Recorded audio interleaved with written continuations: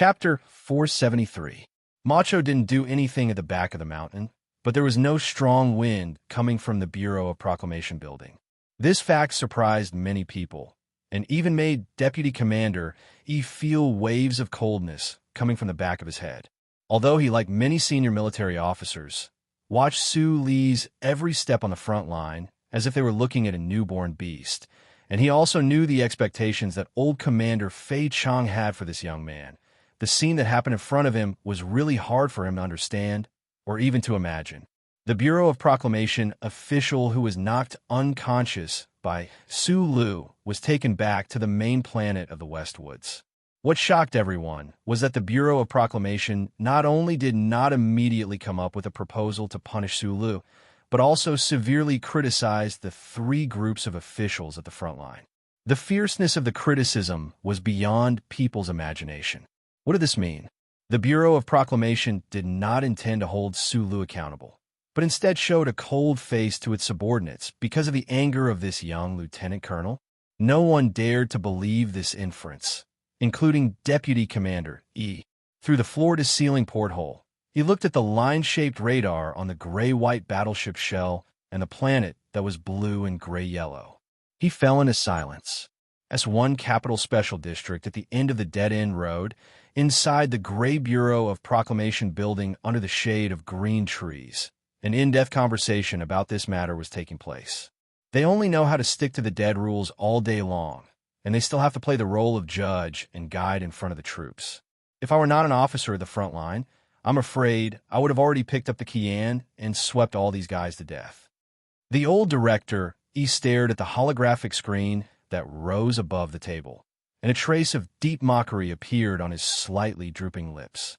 He continued in a light voice, "They can always act as harmonious and peaceful as a family comedy actor in this building, as if everyone is a changed or uglier Jiansha, telling witty jokes and filling the office and underground with warm laughter forever. I always thought that a group of officials like this would not immediately turn into robots once they were released." After a moment of silence, Chui Zhedong uneasily smiled and replied, "The officials who left the Bureau of Proclamation will always have some sense of superiority in their bones.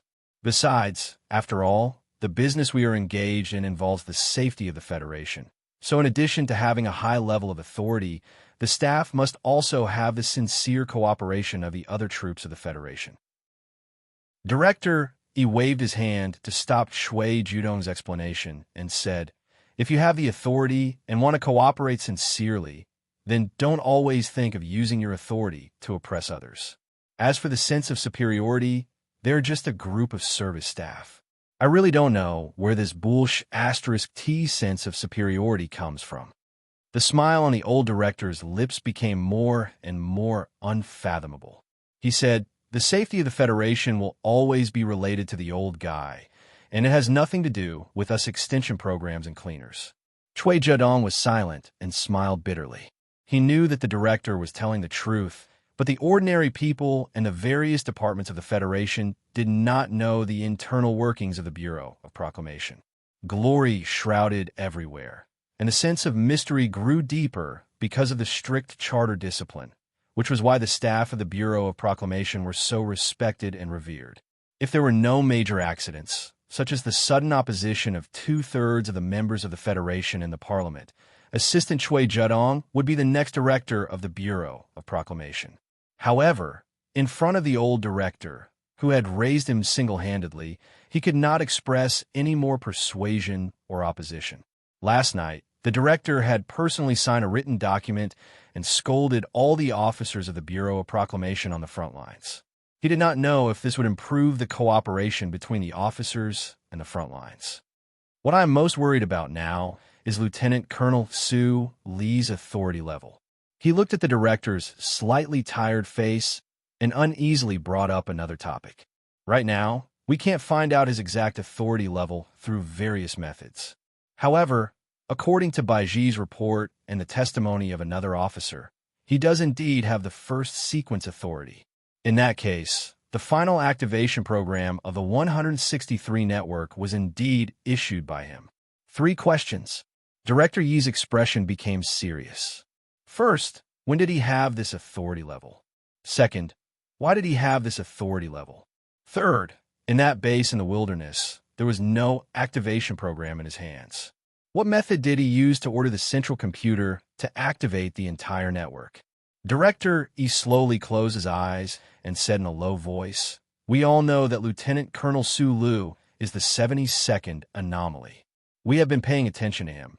But who can explain these three questions? Especially the last question. The data monitoring channel on the warship did not capture his communication with the central computer at all. Who can explain this problem?" "There is no explanation," Chui Judong answered seriously. Director E was silent for a long time. Then he opened his eyes. With a slightly cloudy gaze, he looked at the continuously flashing white mechanical characters on the light screen in front of him, and then fell like a waterfall. His voice was extremely calm. "Old man, can you answer these three questions?" The continuously pouring white mechanical characters on the light screen suddenly stopped and condensed into a line of clear human words. Lieutenant Colonel Su Lee's acquisition of the first sequence authority is completely in accordance with the first charter. Other than this sentence, the cold and mechanical Federal Central Computer did not give any additional explanation. This was the umpteenth time the two leaders of the Bureau of Proclamation in the room had tried this kind of inquiry. They were extremely familiar with the Central Computer's answer. They knew that this meant that the granting of the authority level was a top secret. A top secret that even I do not have the authority to know. What kind of top secret is it? The beautiful scene before the catastrophe, or the promiscuous private life of the five-man team? Director Yi's slightly drooping lips were once again filled with mockery, but this time it was self-mockery. From a certain perspective, this office of the Bureau of Proclamation was even more important than the president's official residence. The dead silence at this moment clearly showed how Su Lee's level of authority troubled the two people in the room. After a long silence, a faint light suddenly flashed through Director Yi's cloudy eyes. He said, "When was the authority level given out?" This time, the Federal Central Computer did not hesitate and gave a very specific date, down to the second. At that time, Su Lu had already escaped from Donglin and was in the capital ring. He was the leader of Team 7 before the assassination. Chui Judong had been secretly observing Su Lu for more than a year. As one of the very few people who knew Su Lee's true identity, he warily and uneasily weaved the events that had happened to Su Lu into a deep time chain in his mind. That was why he blurted it out at this moment. Director, he was silent for a long time. Then, he took a deep breath and said with a sigh condensed from decades of work, "Humans will never be able to understand the thought pattern of this computer underground." "Old man, don't you think so?" The characters on the light screen condensed again. "I don't know. Since you don't know, then what are you doing?" "I don't care anymore." Director, he stood up shakily and took out the golf club that he had used for many years from the back of his office chair. He smiled at Chui Judong and said a few words before walking out of the door. Chui Judong watched his back and could not help but bitterly laugh. The director had played golf for 30 years, but he still stubbornly refused to distinguish between iron and wooden clubs. Perhaps only such a powerful person with obsessive-compulsive disorder was qualified to be in charge of the Bureau of Proclamation. However, even the old director had left with a sigh in front of the lieutenant colonel named Su Lu twice in a row and did not ask again. He looked at the white mechanical characters that poured out like a waterfall on the light screen again, and the corner of his eyes twitched slightly. In the end, it turned into a sigh. Was the first charter of the Federation 700,000 or 1,700,000 words? How much storage space would it take to put all those documents with additional annotations that were like a vast ocean? During his life as a fugitive, Su Lu was extremely afraid of the first charter that covered countless aspects of life in the Federation, but was invisible to him like air. Therefore, he did not dare to say that he completely understood the first charter even after studying it for a long time in the gatehouse and library of Yue University. From this perspective, should the military police be the soldiers that protect the dignity of the first charter? Su Lu sat inside the door, while Bai Yulon leaned against the door. 2 cigarettes were enough to send the other party away, but they did not have much confidence in their hearts. Even the former, who had the ultimate weapon of mass destruction, was the same. Other than the news from last night, the most important news right now is that this morning, the general attack on Planet 3320 has officially begun. Bai Yulan took a drag of the cigarette and said softly. Su Li's eyes lit up. Planet 3320 was the most important military operation for this victory. The main forces of the Imperial Expeditionary Force were stationed here. The federal military had also invested the most powerful forces on this planet. The enemy's headquarters was placed on the battleship above the planet. The Tiger of the West Woods, who led the frontline forces, had also been eyeing this planet covetously. This is a truly important matter. How can our small matter compare to it? He shook his head and said, but no one answered. Because of the pressure of the invisible existence and the unknown feeling of not knowing what the outcome would be, the conversation inside and outside the confinement room was particularly dry. The expressions of several people were somewhat dull. Not far away, under the shade of a tree, the members of Group 7 also appeared somewhat powerless because of the dry air and stifling temperature of the plateau. They lowered their heads and silently carried out gun maintenance. They no longer had the energy to chat or sing unpleasant folk songs.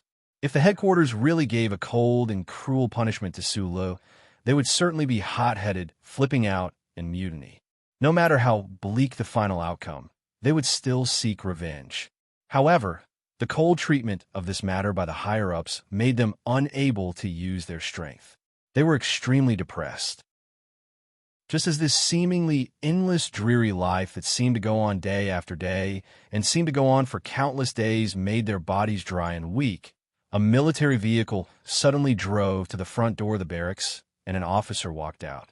The members of Group 7 all stood up and looked at him with vigilant eyes. However, no one would have thought that this officer would silently walk to the front of the confinement room, wave his hand, and call 2 military police away. Without saying a word to the members in the barracks, he got on a military vehicle and left. The members were stunned. Chapter 474.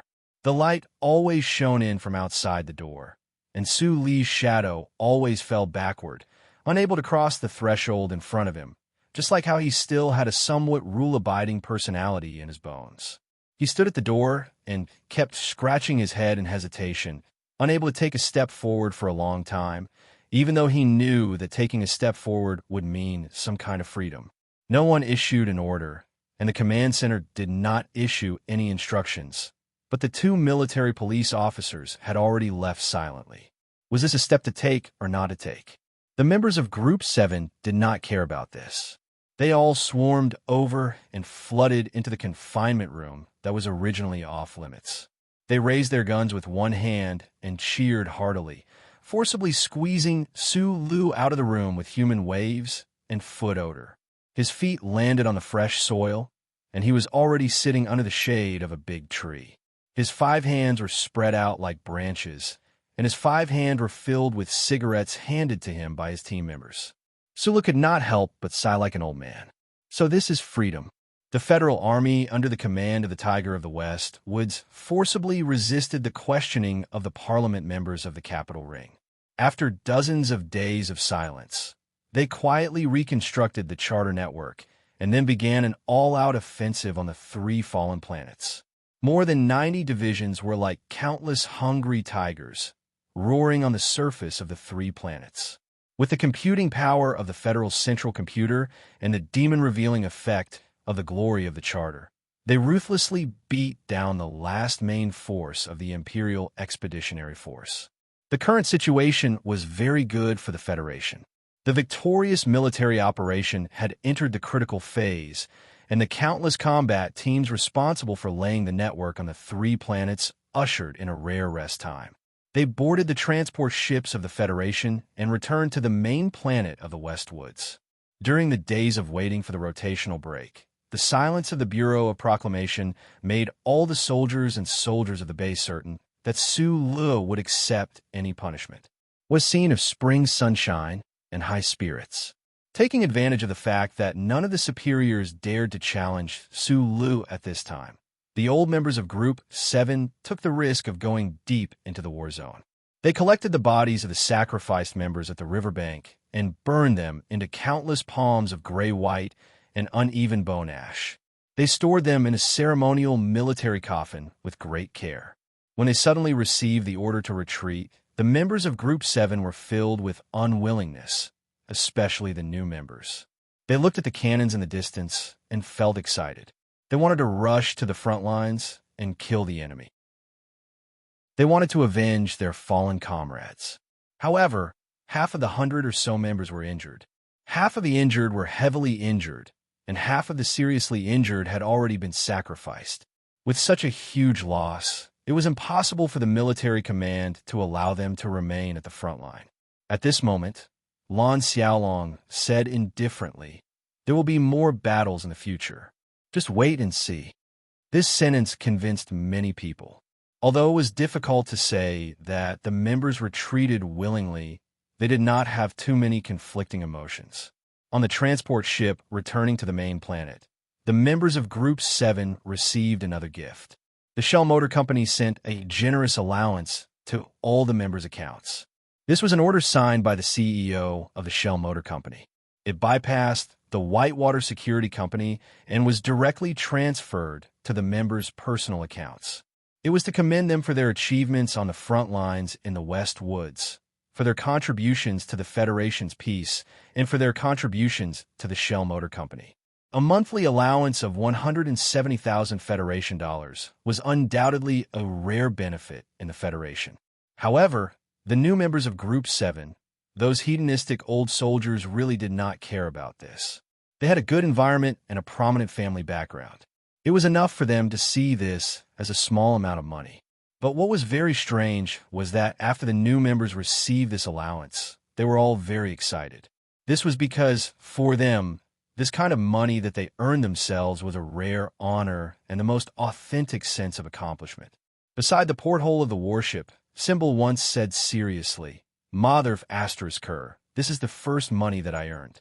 In the end, it was exchanged with my life. I have to spend it all to feel good." The Federation's air-to-ground transport ship had a unique shape. It was like an all-terrain fighter that had been enlarged many times. However, its two wings were particularly wide and thick. Its entire body was silver white, and it was like a fat goose.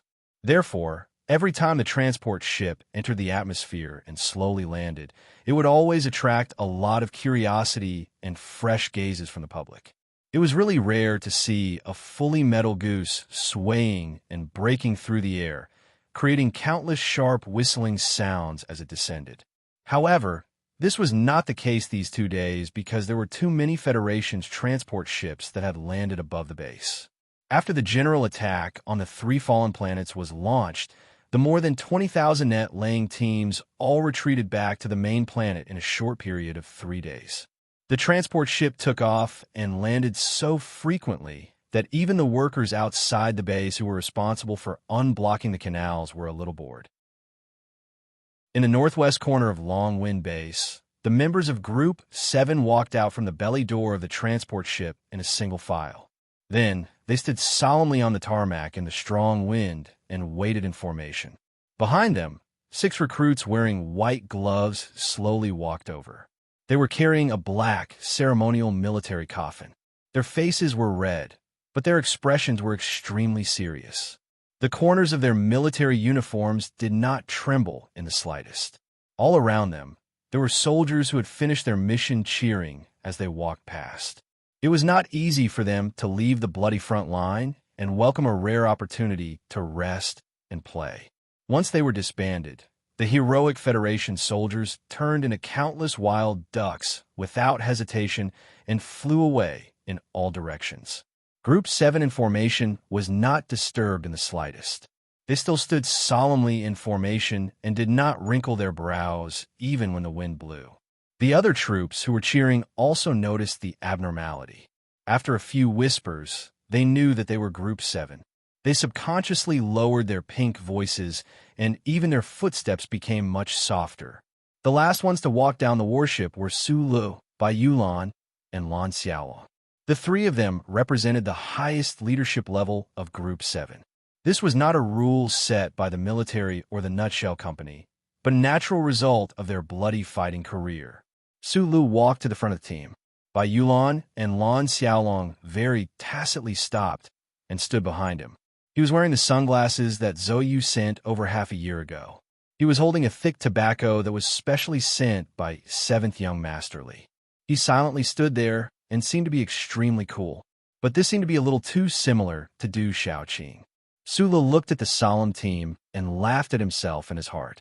He took off the sunglasses, revealing a pair of sincere and amiable small eyes. He took off the thick tobacco in his mouth and threw it to Yin Bingyin, who was the most addicted to smoking in the team. "Attention!" Lan Xiaolong loudly shouted behind him. The members of Group 7 all stood at attention and did not move. Su Lu glanced at the ceremonial military coffin on the right side of the team that contained the ashes of his subordinates. After a moment of silence, he said, "I once had a conversation with a respectable lady. I believe that people will always die, and only reasons can make them stay. But if you think about it seriously, the truth that everyone firmly believes in, which means that the truth that we judge for ourselves, may not necessarily last forever."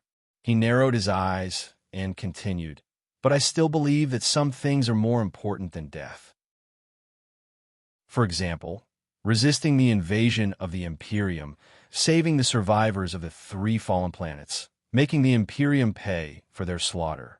No matter whether these reasons can last forever, I believe that the vitality of these reasons is much longer than the lives of us in our 80s or 90s.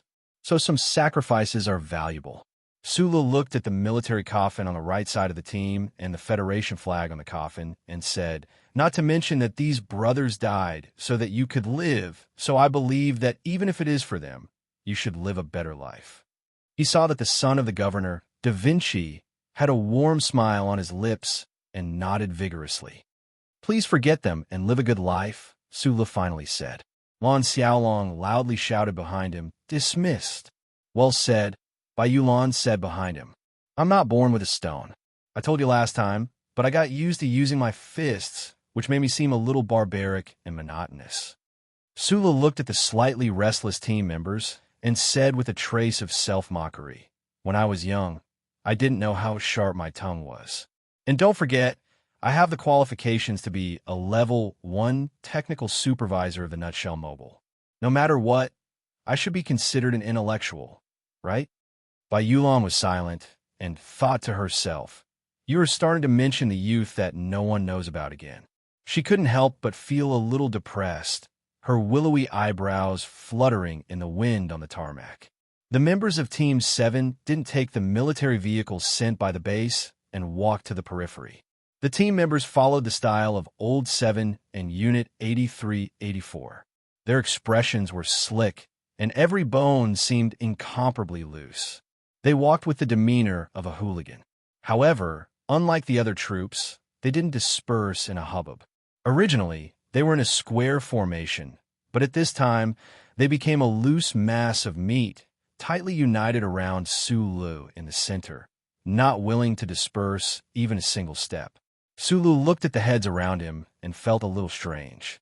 He thought that the disbanding was already announced, but the members of Team 7, this rich army, didn't really disperse. Right at this time, Shi Peng squeezed to his side and hesitantly asked in a low voice, "Boss, just now you said that we have to forget our dead brothers and live well. We feel that it is very reasonable. They want to ask you, do you want to go with us?" "Go to do what?" Su Lu asked. "To do what you said." Shi Peng began to fumble for the cigarettes in her military uniform and said with a silly smile, "We are going to find some women." The wind in Long Wind Base seemed to suddenly become stronger, blowing the expression on Su Li's face to become extremely complicated and interesting. 3 hours later, there was a street 13 kilometers away from the Golden Star Hotel. The street was full of three-dimensional fantasy lights.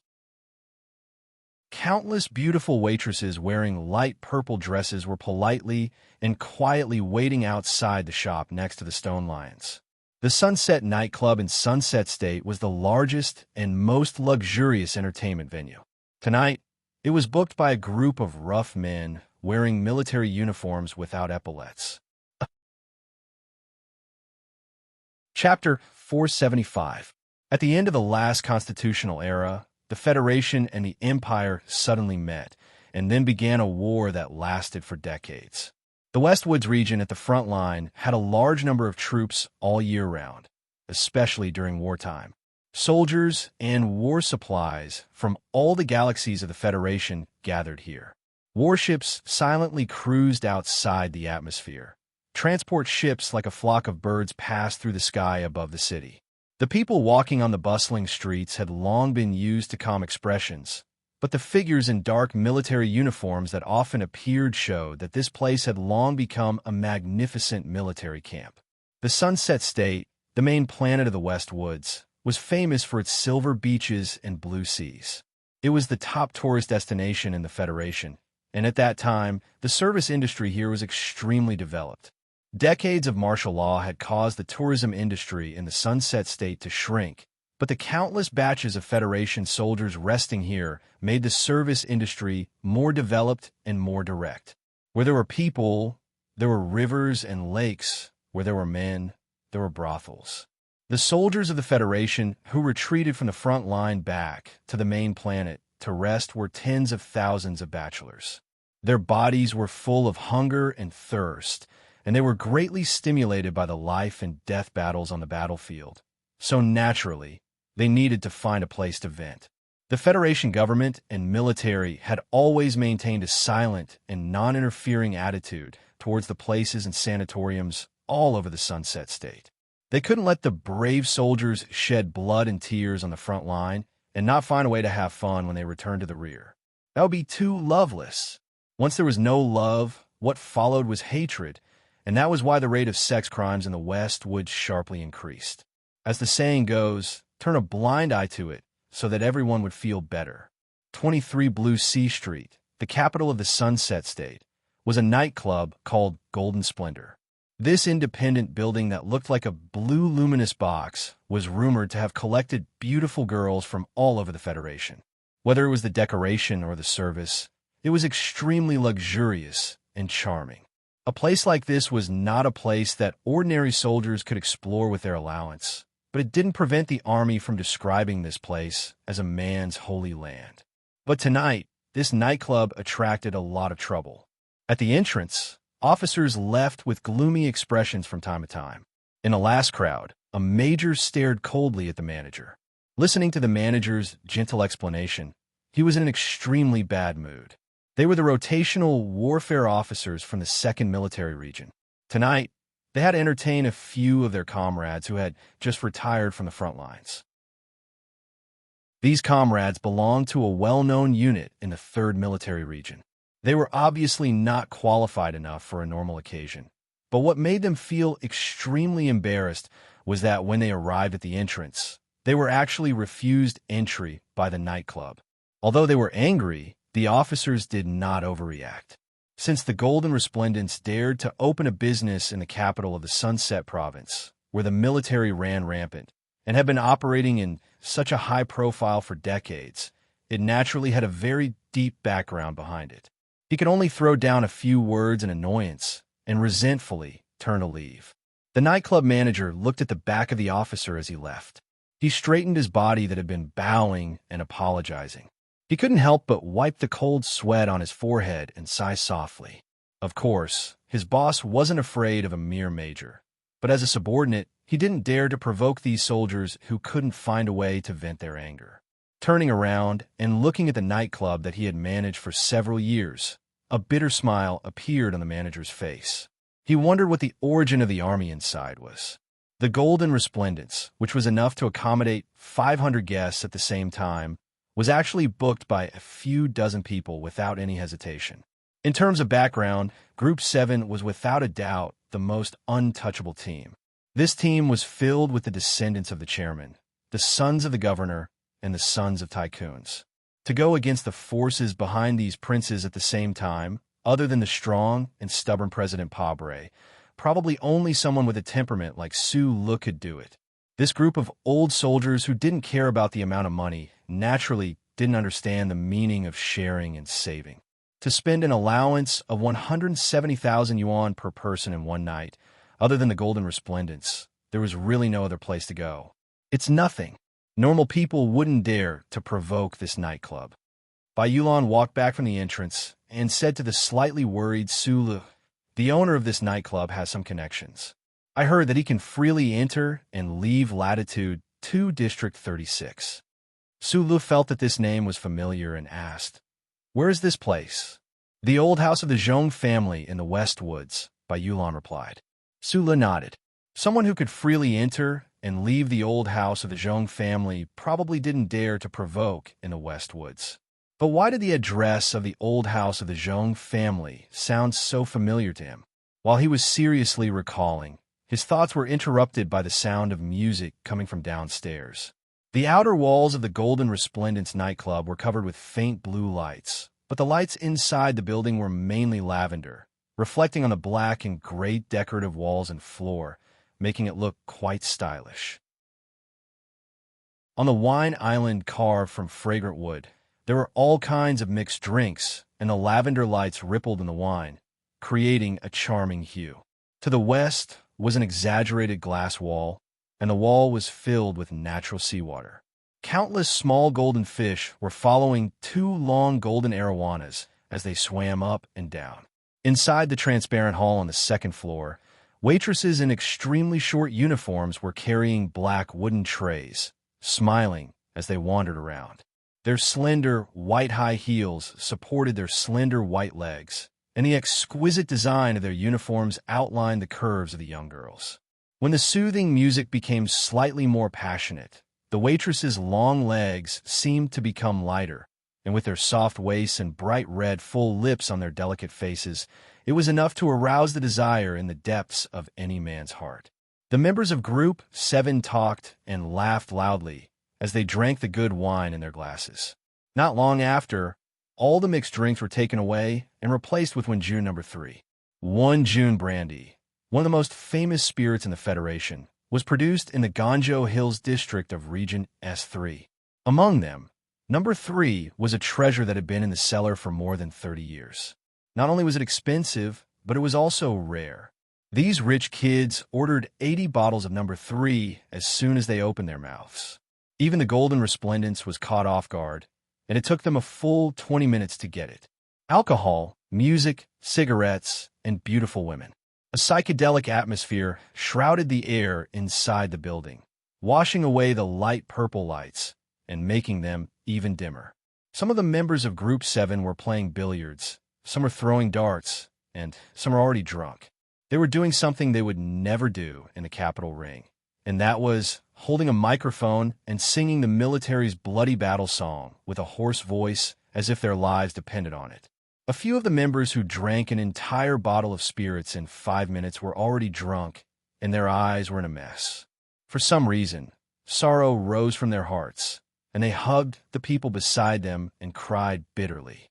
Then, they got up and drank again and laughed exaggeratedly. The so-called battlefield PTSD, or the thought of sacrificed comrades, always made people more emotional like little animals. The manager and service staff of the nightclub had long been used to this kind of scene, but they were a little moved by the extravagance of these soldiers and secretly hoped that these people would not cause trouble after drinking. Since they had booked the whole place, all the girls in the nightclub came out. A few hundred girls accompanied the 80 to 90 men, and each member had 2 or 3 girls next to them. Although the forest of flesh beside the wine pool was covered by trimmed willow leaves, it could not hide the waves of perfume and fragrance that filled the entire place. The scene was spectacular. The girls' eyes were like flowers. Although they were young, they had already seen countless people, and they had long seen the difference in this group of soldiers. Although they looked like ordinary soldiers, the stack of cash that appeared in their soft breasts from time to time made them wonder if they had the right to say that they were knowledgeable. Were there really so many rich young masters and soldiers in this world? Su Lu and a few officers sat in the largest private room on the second floor. In front of them, there were members who rushed upstairs to propose a toast. Even he was forced to drink a few glasses, and he was a little tipsy, In the end, he could not resist the eager and passionate gazes of the people around him, and he agreed to let the girls in. The most important thing in the Federal Army was honor, a sense of belonging, and a strict hierarchy. Everything had to be followed by rules. Even the absurd collective whoring of prostitutes had to be followed by rules. Therefore, the most famous girls of the Majestic nightclub had always been reserved for this big box. None of the members downstairs dared to talk to them. The red card girls who had been standing outside the door for a long time were very curious about the guests who had booked the whole place today, and even more so, they wanted to know who was sitting in the main private room. At this time, when the order was given, the girls entered in a line with guessing intentions. They lined up in 2 rows in front of the main room. Some bowed their heads shyly, some were calm and gentle, and some had vicissitudes of life in their eyes. There were many different styles. At this time, Sulu put down his wine glass and subconsciously looked up. Suddenly, he saw a girl wearing a black dress looking at him with her mouth slightly open. A trace of surprise flashed through his heart. He felt that this girl was somewhat familiar, as if he had seen her somewhere before. At this time, the members in the private room, who had long been unable to hold themselves back, began to take attendance. Shi Peng, who had the highest status among the young masters, had long been accustomed to his existence as Su Li's personal guard. He held a thick stick of tobacco and very familiarly arranged people. Of course, he first arranged the best girl to be next to Su Lu. No one would have thought that at this time. The girl wearing the black dress gently clenched her fists and nervously walked over to Su Lu. This was definitely against the rules. Shi Peng's eyebrows wrinkled. The female manager who led the team into the room had a slightly panicked expression. She didn't know if she would offend these people of unknown origin, but obviously not to be trifled with. At this time, Su Lu suddenly scratched his head and happily grinned. He didn't dare to be sure and asked, "Lulu?" The girl wearing the black dress was slightly startled. It seemed that she didn't expect this little boy to remember her name. A trace of pleasant surprise appeared on her face, and she sweetly smiled and sat down. The room was silent. Whether it was the members or the girls, they all looked at the young man and woman in astonishment. The girls were shocked that Lulu actually knew this big shot, who was obviously a senior officer. The members of Group 7 were more shocked and envious. They secretly thought to themselves, no wonder the frontline troops always said that their manager was a dog that bites, but doesn't bark. What a well-behaved young man. Who would have thought that he was actually such a playboy? As the prospective son-in-law of the Minister of Defense, he had an ambiguous relationship with the national idol who was doted on by tens of thousands of people. He even had who knows how many times with that Green Dragon Mountain Z. Now that he was countless light years away from the capital ring, he could actually casually walk into a nightclub and see his old flame. "I'm going home. I need to quickly pass the road test in the next 2 days and then go back to Daqing to fix up the house." The feeling during the annual meeting was actually very good. It was rare for everyone to get together, drink some wine, and talk. To be honest, what we talked about was mostly about writing books. We were more dedicated to our work than we thought. As for the card game that White Burr mentioned, Sai, that was organized by that guy. 72, the Enchantress, and I were all dragged to the table by him. 72, the Enchantress, and I didn't know how to play at all. I swear on my father's integrity that this fatty did this last year. We only played for an hour in total. 72, and I didn't lose a single cent and didn't win a single cent. The winner won very little and even had to treat us to hot pot. Snowball had more than 10 people and played 2 tables. The Enchantress paid the bill and won the Enchantress. They only won 40 renminbi. Isn't this a huge loss? P.S. Speaking of the book, I really wrote that chapter when I was drunk. Today, I seriously looked back and found that other than a few typos, the quality was really good. It was very unexpected. During the dinner at night, I was still chatting with my friends. After drinking, I could only write poems, but it was difficult to write stories. Except for a god like Blood Red. But it seems that is not the case. Although drinking makes one sleepy, as long as one's obsession is strong enough and one keeps the promise, one can always write something good. Yesterday, when they saw the words resplendent on the road to Kunming, all the comrades from Shanghai collectively exclaimed. Of course, you have to believe that I'm from CJ. All of us are from CJ. This is the truth. This society is not as CJ as we want it to be. If you seriously think about it, this group of otakus who write web novels are the most CJ people. Chapter 476. The door was tightly shut, and the music in the luxurious private room started again, but no one was singing. In the mixed atmosphere of tobacco and alcohol, the members of Group 7 and the red car girls beside them whispered to each other. They seemed to be chatting happily, but in fact their eyes and hearts were always looking in that direction. The high-grade, densely woven fabric covering the sofa was like lines on a zebra.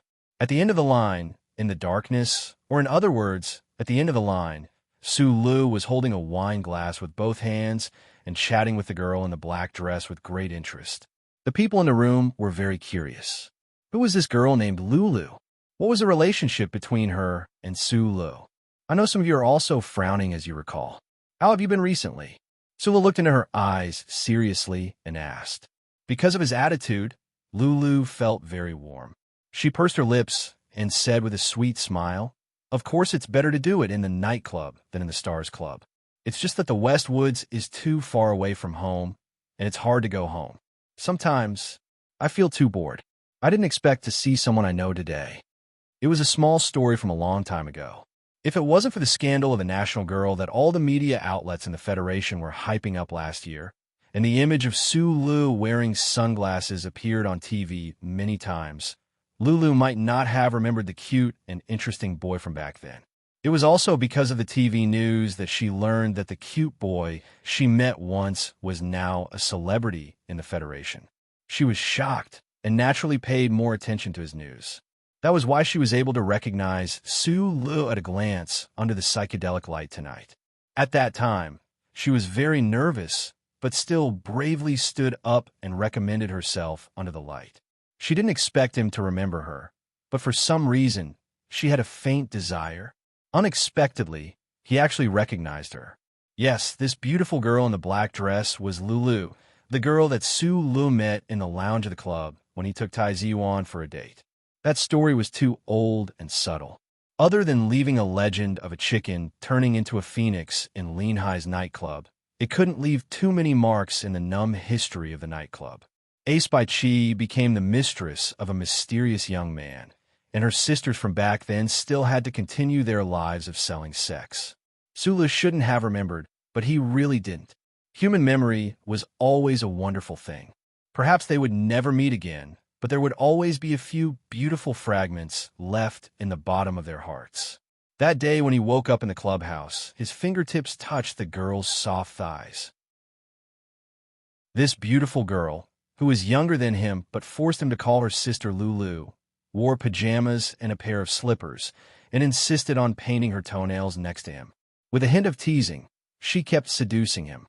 He also chatted with her and her in the clubhouse, playing cards and chatting with her in the clubhouse's room, bored and full of absurdity. These were all memories that were hard to forget. Sulu poured her a glass of wine. Looking at the girl who didn't age but was even more beautiful, he couldn't help but sigh in his heart that didn't match his age. At that time, he was a poor concierge, and she was a girl in the clubhouse. Now, he was a famous person in the Federation, leading hundreds of people and holding many guns. She was still the same kind of girl, but she just changed her workplace. Time passed too quickly. A few years had passed in the blink of an eye, and the world had changed a lot. Taiziwan, the lifeless prince, would probably never be the real, crazy teenager like he was back then. Lulu took a sip of wine and noticed the surprised expressions of the other people in the room. She couldn't help but feel nervous.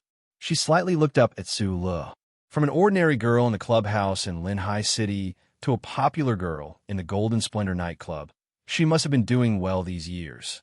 In fact, she was very beautiful back then, but she was too stubborn when she was young, so she couldn't stand out. Over the years, she gradually cut off the stubbornness of her youth, and her whole person seemed to be quieter and gentler, but it was unknown whether it was the appearance that had been tempered by the vicissitudes of life.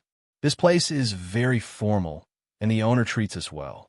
We directly go to the second-level medical insurance, and we are responsible for a round trip every year. Lulu smiled and continued the previous topic. Probably because she felt like they had just met, she suppressed her nervousness and took the initiative to sit next to Sulu. However, she didn't want him to show a trace of sympathy for her, so she answered very seriously and pretended to be calm. Sulu himself was a mining orphan at the bottom of society. When he was young, he went to various sanatoriums with his uncle and was used to being teased by those sisters. How could he show sympathy for her? That's not bad. He answered very seriously, and then without hesitation, he told her his contact information. Lulu was obviously stunned by his actions. Didn't this young man know that they were on two different levels?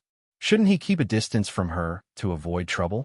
Suli's tone was very serious, and his action of leaving his contact information was very natural. The girl was extremely warmed by his action of revealing his true nature. She raised her head and looked at him in a daze. After a long while, she came back to her senses. She lowered her head and poured a glass of wine to hide her true emotions. She asked sincerely in a low voice, "Can you tell me how Bai Chi is now?" Back then, Bai Chi was only an A-list prostitute in the clubhouse. She couldn't even be considered a high-class prostitute. After a night of sex, she became an official mistress of the Qianshi Tai family. Although only a few people knew the true identity of her patron, she was already a legend in the Linhai entertainment scene. However, Lulu had always been worried about this sister of hers who had never been heard from again. Sulu heard the sincerity in her question and thought that this girl's temperament was really good. After pondering for a moment, he said with a smile, "As far as I know, she's doing very well." Because of his emotions, Sulu drank a few glasses of strong wine in a row. He was very drunk, but his stomach felt a little hungry. He really wanted to eat something. His right hand unnaturally wrapped around Lulu's soft waist. His fingertips touched the slightly warm smoothness through the thin fabric of her clothes. It was a little stiff. Lulu clearly felt the change in Su Li's mood and snickered in her heart.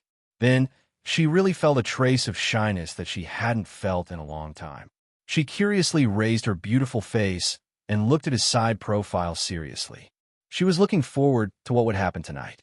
To be honest, she was really willing. It wasn't because the student back then had become a big shot, but because of the details tonight, the beautiful details.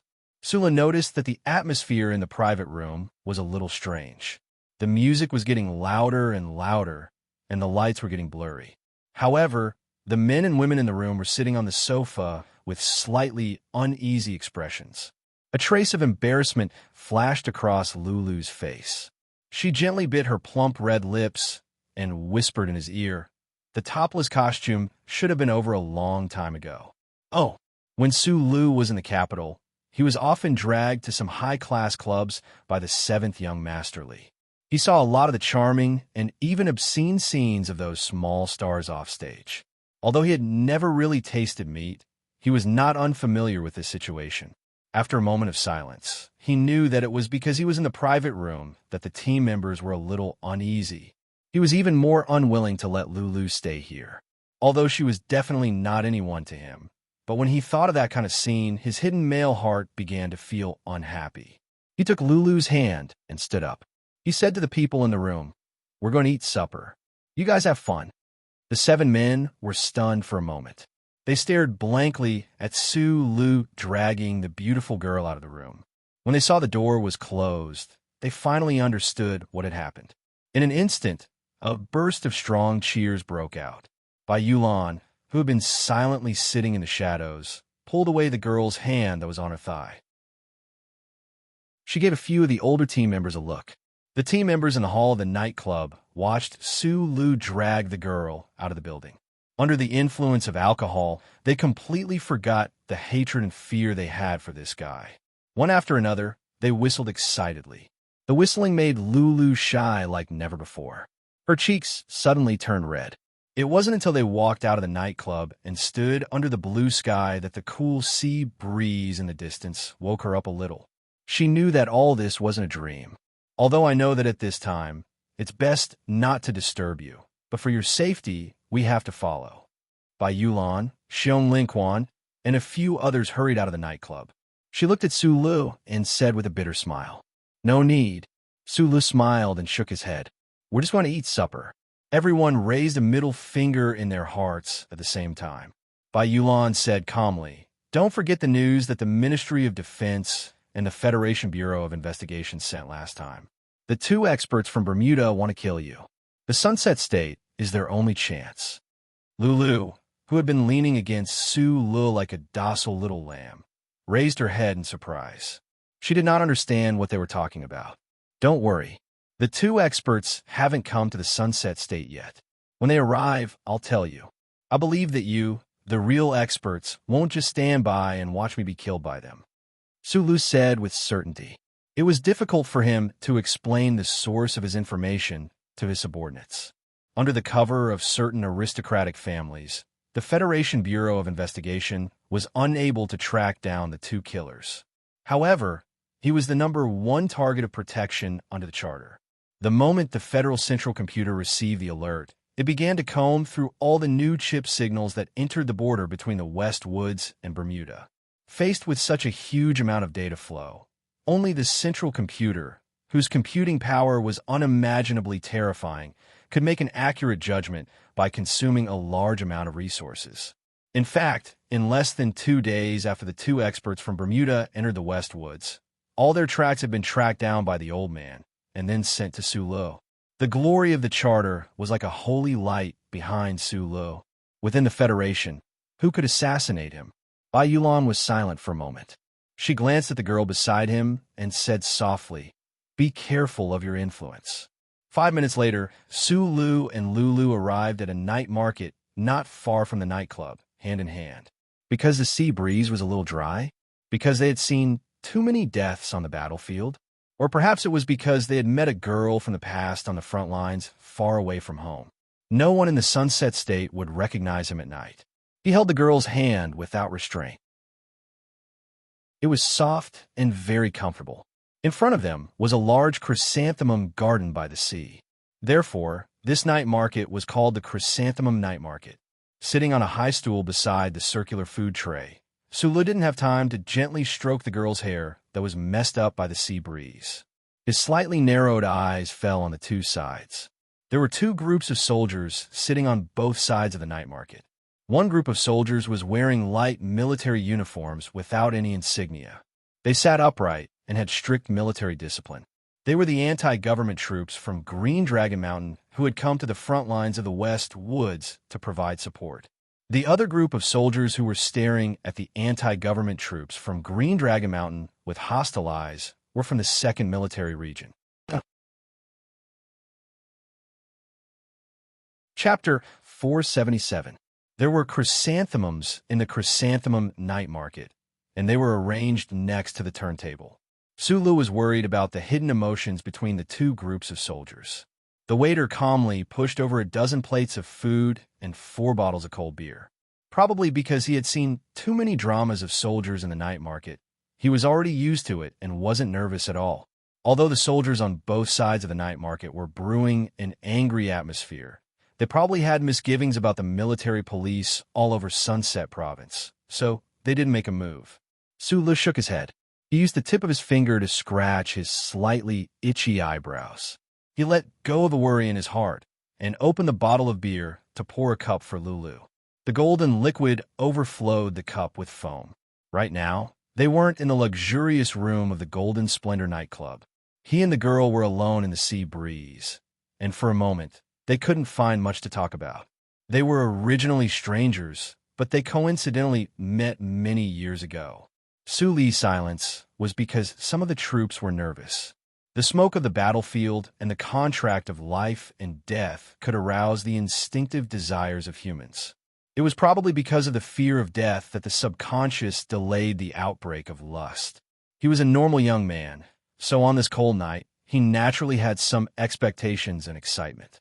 Lulu was also secretly a bit nervous, but she also felt awkward because it was completely inconsistent with her profession. Thus, the two could only lower their heads and smile as they drank, chatting about the architectural style of Linhai Province. However, this was not something that Su Lu was good at, something that Miss Lulu would know. He didn't know how many glasses of beer had gone down his stomach, but the alcohol had gotten to his head. The girl beside him had become even more beautiful and alluring. Sulu felt his face heat up. Just as he was about to say something, he suddenly heard a mocking voice coming from his right. "A bunch of bumpkins. Looks like you're really used to being poor in those crappy mountains. So many of you only order so little to eat. I say, you've already spent so much of our military funds. Why are you still pretending to be poor?" The one who said this was an officer of the 2nd Military Region. Probably because he drank too much, he no longer had any scruples and vented all of the disdain and hatred in his heart. When they heard this extremely bitter ridicule, the Federation government soldiers began to roar with laughter. They provocatively shouted at the night market owner, saying that they wanted to add more food to the anti-government army. When the Green Dragon Mountain soldiers heard these noises, they angrily raised their heads and stared in that direction. Dressed in thin, light-colored military uniforms, they looked like a group of miscellaneous soldiers, but their discipline was really very strict. Although they were angry, they maintained absolute silence. However, it was this silence that suddenly erupted with a certain kind of aura, oppressing the entire night market inexplicably. Sula saw that Lulu was a bit nervous. Now, he explained to him, to the Federation's special force is now the Federation's first. Hearing his explanation, Lulu didn't feel relieved. The fear on her face became even stronger. After all, she was an ordinary girl living in S1. She had heard a lot of propaganda from the federal government since she was young. It was easy for her to associate the anti-government army with violent, bloody, and cruel words. Sulu remained silent. Today, the Federation was reconciled. President Pabre and Nanshue's leader held a historic handshake. The Green Dragon Mountain anti-government army was reorganized into the 1st Special Force. However, no one knew when that crack in people's hearts would truly be erased. Even he himself often forgot the name of the 1st Special Force. He habitually called these soldiers the anti-government army. The Green Dragon Mountain soldiers in the corner of the night market lowered their heads under the cold gaze of their commanding officer. They continued to quietly eat, from time to time picking up the water bottle beside them to drink a mouthful of water. Sula looked at the few plates of food on their table, as well as the cheap food on the plates. He felt a bit moved in his heart. He was moved by the other side's iron-like military discipline, as well as their unique temperament. That was a type of idealistic luster that could only be set off by simple and even poverty.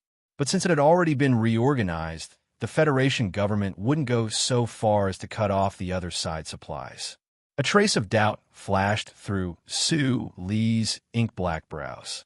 He took out a military encrypted phone and dialed Shi Qinghai's number. No one answered the phone. The doubt between his ink-black brows turned into a bit of worry. Mr. Shi was nominated by Green Dragon Mountain and directly appointed by the president to be the liaison officer between the two sides. His position was extremely high. Could it be that he had to go on some dangerous mission? The Green Dragon Mountain soldiers had just returned from the front lines. Their bodies were covered in dust. They had just disembarked from the warship and were randomly looking for a place to fill their stomachs. Unexpectedly, they chose the Chrysanthemum Night Market, the place that soldiers loved to gather. This group of simple and unadorned soldiers used the fastest speed to finish the food on their plates. The plates were very clean, and not a single grain of rice was wasted. They then prepared to line up and leave. It was clear that the Green Dragon Mountain troops had received strict instructions before coming to the front lines to avoid conflict with the government army as much as possible. The officer who didn't wear any Federation insignia walked up to the counter and took out a few bills to settle the bill. He said a few words to the waiter and then smiled and nodded his head to express his thanks. The subordinate soldiers knew that they had finished talking. They took out the water bottles beside them and walked up to the counter to begin lining up. In an extremely orderly manner, they collected water from the night market water purifier and filled the water bottles to the brim. Seeing this scene, Sulu was somewhat moved. He wasn't the only one who was moved. After a moment of silence, the soldiers of the 2nd Military Region watched as these Green Dragon Mountain soldiers prepare to leave. Their exceptionally intense emotions, stirred up by the alcohol, could no longer be controlled. I suddenly understand why these bumpkins who only know how to kill their own people are willing to spend money to come to this night market to eat. A major looked at the Green Dragon Mountain troops who were currently collecting water and said mockingly, "Do you guys understand?" All the officers at the table shook their heads with disdain. Tonight, they had originally planned to invite a few of their comrades from the 3 military region to the Golden Splinter Night Club, but in the end, they couldn't enter. They had long been suppressing their anger. On the way, they just so happened to run into a lower-rank company, so the 100 or so people decided to just drink in the night market. Who would have thought that when they were drunk to the point of excitement, they would run into their mortal enemies? How could they let go of this opportunity to humiliate them? That major coldly laughed and said, "That's because these bastards are so poor that they don't have the money to find women, and they also don't have the qualifications to dance with the female members of the arts and crafts troupe. Now that they've joined us, they don't dare to forcefully snatch female students. This is so King sullen. They could only blow up their own people's chrysanthemums." Chrysanthemum night market? I think the barracks they live in are also called chrysanthemum barracks. As soon as these words were spoken, there was another wave of extremely unbridled laughter from the government army. The Green Dragon Mountain soldiers who were currently queuing up to collect water all raised their heads with a whoosh, staring at them angrily. Most of them couldn't keep their cool anymore after being provoked by these malicious words. They began to coldly roll up their thin military uniform sleeves, as if they were rolling up their martial force. In Sunset Province, it was very common for soldiers to fight after drinking. Seeing that the Green Dragon Mountain side seemed to be preparing to move, the government army soldiers didn't show any fear. They coldly stood up, gripping the ice-cold beer bottles on the table. That Green Dragon Mountain officer calmly waved his hand, suppressing the anger of his subordinates. After a moment of silence, he looked at the distant government army soldiers and said, "I will make a complaint about today's matter to the headquarters through the liaison office." "You're welcome to make a complaint, Officer Chrysanthemum. However, I advise you to put on the glorious epaulets of the Federal Army before you make a complaint. Since you've already joined us, then don't even think about keeping any face." That major of the 2nd Military Region said. The government soldiers behind him began to whistle, and countless obscenities spewed out. Sulu was silent for a moment. He left his chair and turned to the group of government soldiers on his right.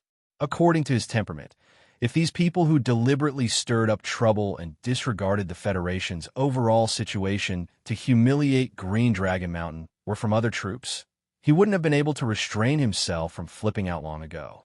Even though he was an important target of the federal military's nurturing, even though he didn't have the slightest good impression of Green Dragon Mountain's upper echelons, even though he had killed Macklin and punished the son of the Nanshui leader, because of his relationship with Zhang Xiaoming and Shi Qinghai, he emotionally couldn't accept the soldiers of Green Dragon Mountain being humiliated by others. However, the soldiers who humiliated Green Dragon Mountain were from the 2nd Military Region, so he could understand their anger. He quietly listened to this moment. For several decades, the Federation government had been encircling and suppressing Green Dragon Mountain's anti-government forces on S2, who knew how many people had died for both sides. As the main force, the 2nd Military Region had formed a blood feud with Green Dragon Mountain's anti-government forces. These emotional soldiers of the 2nd Military Region, who were eager to fight, must have had their closest comrades and most respected superiors who had died under the bullets of Green Dragon Mountain's anti-government forces. How could such a grudge be resolved with a simple handshake from politicians? However, this matter was still too much. In the face of the invasion of the Empire, the Federation's general offensive was proceeding vigorously. However, in Sunset Province, a scene of brothers turning against each other was playing out. Sula couldn't accept it. He shouted at the government soldiers who were clenching their beer bottles tightly, as if they were about to rush out at any moment. "Enough! Do you want the military police to lock all of you up in a small darkroom?" However, He had only used force to deal with the old soldiers of the 7th Military Region. He hadn't personally dealt with a disturbance in the army.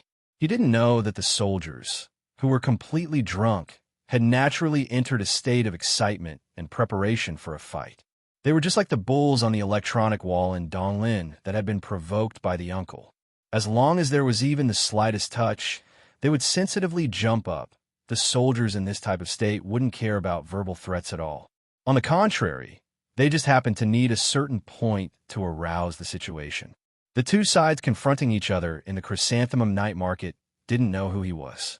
The dusky night and the pair of eyes that were red from alcohol made it impossible for them to see Su Li's face clearly. More importantly, the military uniform he wore tonight didn't have a lieutenant colonel epaulette. It was for the sake of being low-key, but it was also a source of trouble. Thus, it was quite regrettable that Su Li's appearance became that point. Who the F***ck are you? That major of the 2nd Military Region released a drunken burp. He looked at him from the corner of his eyes. His gaze then passed over his shoulder and landed on that group of Green Dragon Mountain soldiers.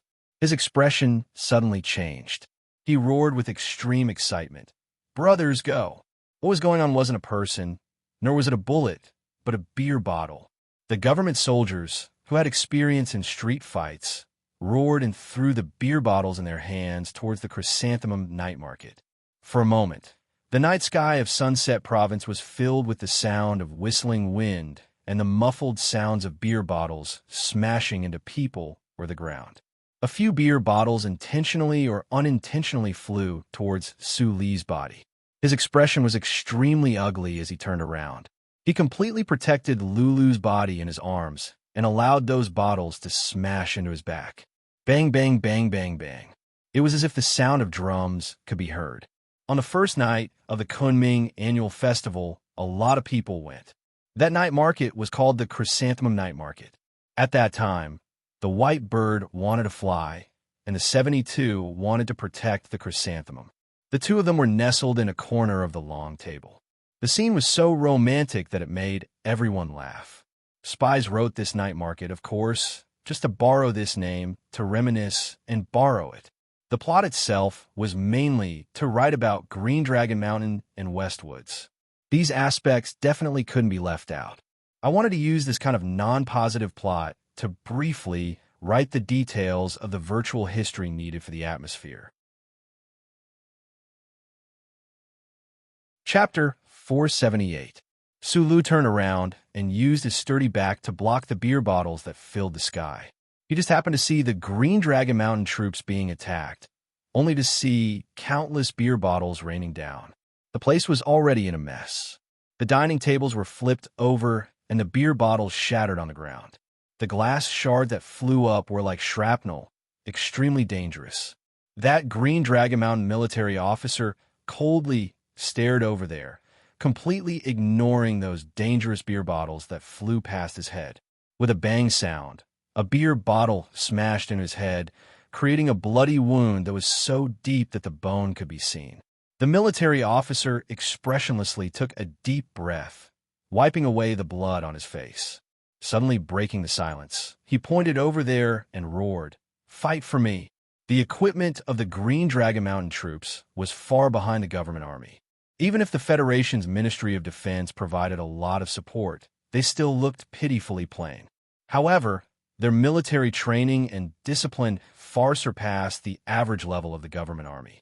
When those ferocious beer bottles flew over, they either threw themselves to the ground or lifted up the dining tables. They were extremely proficient in dodging. At this moment, hearing their commanding officer finally give the order to fight, the Green Dragon Mountain soldiers, whose eyes were already burning with fire, began to loudly shout. They picked up the stainless steel kettles beside them and fiercely threw them towards the government army, beginning a courageous counterattack. Whoosh, whoosh. Several kettles whistled as they flew over. These kettles were not like beer bottles that could explode, but the stainless steel kettles that were filled with clear water were exceptionally heavy and sturdy, their momentum astonishing. Following, there were even more stainless steel kettles. The giant hail-like kettles pierced through the night sky, landing in the middle of the 2nd Military Region's troops. With muffled smashing sounds, they instantly smashed into many people, causing them to bleed and faint on the ground. The ground was filled with remnants of chrysanthemums and foam. The color of the beer was the same. The sky was filled with beer bottles and stainless steel kettles. The entire chrysanthemum night market immediately sank into a dangerous, chaotic battle, the number of people bleeding more and more. Both sides hid behind their respective tables, howling in pain and cursing at the same time. They fought at close quarters, picking up any hard objects around them and throwing them at each other. The scene was extremely spectacular. The rest of the customers in the night market had scattered like birds and beasts when the two sides confronted each other. Sulu tried to mediate, but was trapped in the middle. There was a possibility that he would be accidentally injured by flying objects at any time. Fortunately, when the battle started, the night market waiter on the turntable was quick to react. He pulled the two of them into the turntable and at the same time put a thick shield over their heads. From time to time, there would be heavy banging sounds on the board. Sulu, who was frowning, held Lulu's hand and half squatted under the board. He was a little flustered by these sounds. However, the night market attendant seemed to be relatively calm. He squatted in the corner and drew circles silently. Sulu put down the phone and asked, "It looks like you're not that scared. We Silin have a lot of soldiers, so we have the most mountains in the army. Going back a few decades, there are so many old grudges between the few military regions that we can't even count them. Every time we drink too much and have nothing to do, we'll start complaining bitterly about which army abandoned their allies on the battlefield back then, and how brave we were. How could we not fight?" The attendant said mockingly, "I heard the boss say that the chrysanthemum night market has been open for as long as these soldiers have been fighting for. Especially since last year, when the Federation started to counterattack, more and more soldiers came, and the number of battles became more and more frequent. Look, last week, the 3rd Red Division in the West Woods even had a fight with a military region's special mecha team here. In the end, 3 ambulances even came. That's really scary," Lulu said softly with a pale face. "What's so scary about it? When soldiers fight, they won't lay a hand on us commoners. Every time there's a loss, the officers of the army will naturally pay for it. All the facilities will be replaced every 2 to 3 weeks. The boss isn't that unhappy. As for us, we'll just treat it as a show," the male attendant said mockingly. He seemed to be indifferent, but in reality, his words were full of anger. After a moment, he scratched his head and said emotionally, "But a scene like today's is really rare. F***CK, hundreds of beer bottles flying in the sky. It's really F***King spectacular." As he said that, the baffle above them was hit by a heavy object. With a heavy thud, dust fell. "Hide! Hide! These bastards' kettles are too hard. F***CKU. Class 3, go to the warehouse and bring the stored beer bottles over. We don't have enough ammo. Save the kettles. There's not much left. Instructor, take people to the warehouse to get beer. Can't get beer? Get the charcoal for barbecue. 10:30 o'clock, 30 degrees inclination, 50 meters distance. Smash it." Countless angry roars and orders came from below the baffle. The soldiers on both sides of the conflict were using everything they could to make tactical movements for airstrikes and avoiding airstrikes. Beer bottles whizzed over, stainless steel kettles blasted over, and then rocks picked up from the beach, primitive barbecue charcoal that hadn't been completely burned.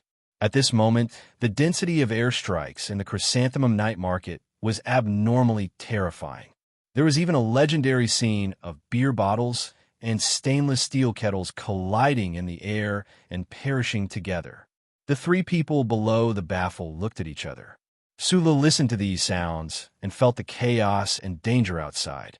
He felt like he wasn't in the West Woods main planet, Sunset State, but still on the front line of the battlefield on Fallen Star. Above his head were the missile planes of the Federation and the Empire. Everywhere was filled with the smell of burning leaves and mushroom-shaped smoke. The chaotic battle had already begun. The night market was full of dangerous objects in the airstrikes. At this moment, facing the soldiers who had lost their minds, Sulu knew that he couldn't do anything. He helplessly took out a 37 brand cigarette and gave one to the male attendant. Lulu asked for one with trembling fingers. After lighting it up, she took a deep breath. Because of fear, her face became even paler. The three people crouched below the baffle and began to smoke silently. Just as he was about to finish his cigarette, the noise outside finally changed. It was a chaotic mess. Footsteps, the sound of fists hitting flesh, cries of pain, and curses were incessant. Only the loud sounds of beer bottles and kettles were hard to hear. The airstrike alarm was lifted. Sula put out the cigarette and carefully lifted the baffle to look outside. The night market was already in chaos. The two sides that were attacking from afar had finally gathered together and started to fight in close range. Chairs were smashed into pieces, and cold iron pots were smashed into heads, causing blood to flow.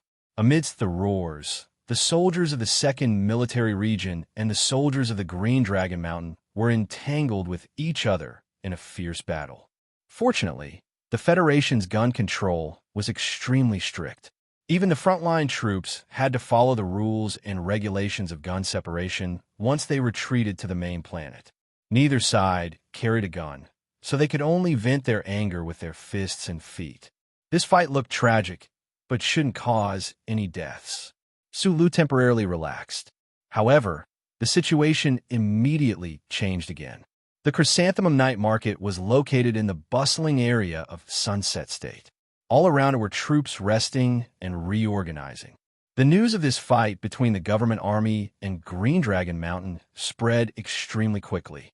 Countless soldiers who came to watch the show flocked to the night market. The spectators who did not know the truth were easily stirred up by the intense scene before them. Not to mention, the grudge between the government army and Green Dragon Mountain had not been completely settled. The first to join the fight was a group of soldiers from the 2nd Military Region who came after hearing the news. Then, a logistics company from Green Dragon Mountain also joined the fight. Then, some soldiers from the 1st Military Region couldn't watch anymore and began to help a comrade in the trenches. A revolution was not a treat, but a fight really did feel like a treat. The two sides that were fighting fiercely in the night market did not shout and shout, but the passers-by excitedly joined in. The fight snowballed bigger and bigger, and the scene became even more chaotic. Every corner and space in the night market was filled with the shadows of fists and kicks. 2 versus 1 fight the landlord. 3 versus 1 was still fight the landlord, fighting until your head was broken and blood flowed. You could only look forward and not back. Both sides surrounded and blocked, cutting off the enemy's path of retreat. Sneak attacks, vicious attacks, blood flowing everywhere. The belt was not in the hands of the queen, only dancing in the night sky. Over 1,000 people fought in the night market. Countless pairs of feet crushed the golden chrysanthemums, and then crushed them together with the beer foam, glass shards, and mud on the ground, turning into some kind of indescribable mixture that splashed onto people's trousers and faces. Damn, this is really King spectacular. Suli's head was still feeling tipsy. He groggily looked at this scene and said with incomparable shock. Then he thought, why hasn't the military police who received my call arrived yet? The chaotic battle in the night market was intense. The government army at the front lines always had a lot more people. Even if it was only the 2nd Military Region, they still had more people than Green Dragon Mountain. Not long after, the government army gradually gained the advantage and forced the other side to the northwest corner of the night market. The Green Dragon Mountain soldiers all had more or less injuries on their heads and bodies, but they were unwilling to admit defeat. They clenched their teeth and held on. The military police had not arrived yet, but the people of Group 7 had arrived first. When the members who were drinking and having fun in the Golden Resplendence heard that there was a big show happening not far away, no matter if it was the ruffian old members or the hedonistic and shameless new members, they all did not want to let go of this good opportunity to see a good show. They all excitedly rushed several dozen people over. The members of Group 7 were incomparably excited when they saw this scene. They did not care about the expressions of the people around them and began to frivolously whistle. They even began to cheer for both sides. But suddenly, someone remembered. Their manager seemed to have been drinking and drinking here before. Looking at the beer bottles on the ground in front of them, the night market was a mess, and there was not a single place that was undamaged. Everyone's expression changed, and they began to worry. Although they all knew that Su Li's battle prowess was extremely ferocious, with over 1,000 drunken soldiers causing trouble. Even if the war god himself was here, he would still have to avoid them. Who could really fight against 1,000 people? Xiong Linquan stared with wide eyes and searched for a long time, but he could not find any trace of Su Lu in this chaos. His phone call could not be connected either. His face immediately became as black as the bottom of a pot. Even someone as brave as him could not help but feel anxious when faced with this crazy night market brawl scene. He took a deep breath and painfully shouted, F***CK. Then he casually picked up a large iron pot in the mud by his feet, covered his head, and rushed into the night market. Chapter 479. We are here to look for someone. We are absolutely neutral. Don't accidentally hurt him. Because they were worried that their own supervisor, Su Lu, will be swallowed up by the sea of people, several dozen members of Group 7 gathered their courage and followed Xiong Linquan, who was spouting profanities, toward the center of the chaotic night market. Along the way, they picked up the small iron pots used for barbecuing that were scattered on the ground, or they picked up the table that was broken in two. They used them to block their heads and sides to protect themselves from the dangers that were everywhere. At the same time, they sincerely shouted out the words of self-defense, like the one above. Right now, at the scene of the Chrysanthemum night market brawl, the government army had already obtained a clear advantage. Those Green Dragon Mountain soldiers were suppressed to a corner of the night market. Group 7 squeezed out their sweaty bodies, accompanied by the slogan of not participating in the battle and a mess of protective equipment, actually successfully squeezed their way in. They approached the already messy food tray turntable that was full of octopus legs and mud. Beside the turntable, several government army officers were currently slapping the table, angrily commanding their subordinates to launch the final fierce attack on the Green Dragon Mountain soldiers that were still holed up in a corner but were still resisting with all their might. Their foreheads were still bleeding, clearly having suffered quite a bit in the previous chaotic battle. Xiong Linquan, who was wearing a large black pot, was sweating profusely. There were many muddy footprints on his body. While squeezing his way over, he still suffered a few kicks in the end. He moved close to the ear of a cursing officer and loudly said, Brother, did you see our senior officer? Before you guys started fighting, he should have been drinking here. This officer's entire body reeked of alcohol, his tanned face completely red from anger and excitement. When he heard Xiong Linquan's loud question, he angrily turned his head and roared, What are you yelling for? Didn't you see that we are about to win? What did you see who? Xiong Linquan couldn't find Su Lu, and his phone couldn't get through either. He was extremely worried. So how could he just let it go like this? He held onto his shoulder and said fawningly, Brother, that is our senior officer. We don't dare let anything happen to him. Right at that time, there should be a beautiful girl by his side. The officer stared blankly for a moment, remembering the fellow who tried to calm the situation before. From his point of view, that guy's previous attitude was clearly biased towards the Azure Dragon Mountain, so he naturally wasn't in a good mood. He pulled Xiong Linquan's hand down and used his hand to cover his forehead that was constantly bleeding. He cursed, Fuck, it's that busybody. If I didn't know, he might have been beaten to a pulp. I say, get out of my way. If you provoke me, I'll beat you. Hearing this, Xiong Linquan's expression changed slightly. The members of Group 7 behind him also glared at him. Over the past few years, Group 7 had made a name for itself in the West Woods for being ruthless. After disbanding for a year, Group 7 was reorganized and welcomed Su Lu, a manager who dared to go against Du Shaoqing. He was even more arrogant and domineering than before, and it was deeply ingrained in his bones. Regardless of whether it was the new or old members, no one would be willing to tolerate this kind of attitude. Yin Bingyan glared with his bulging eyes.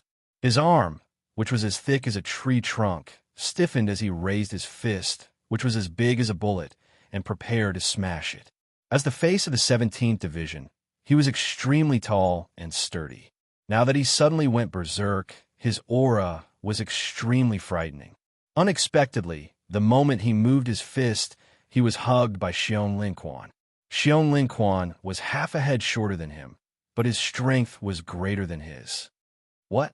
You want to go berserk?" That officer spat on the ground and cursed. "Fuck, you really think that I don't dare to beat up all of you? King mercenaries." As old foxes in the army, they could easily determine the allegiance of the other party through their military uniform, epaulettes, and aura. If it was in the past, Xiong Linquan would have long sent this officer in front of him flying with a kick. But right now, he only tightly hugged Yin Bingyin, not letting him do anything. At the same time, he used his fierce gaze to suppress his restless subordinates. Right now, the situation in the Chrysanthemum Night Market was too chaotic. Everywhere were soldiers who had been stimulated by alcohol and blood to the point of near insanity. Although Group 7 was not afraid of fighting, their numbers were not small. More importantly, today's brawl involved Green Dragon Mountain.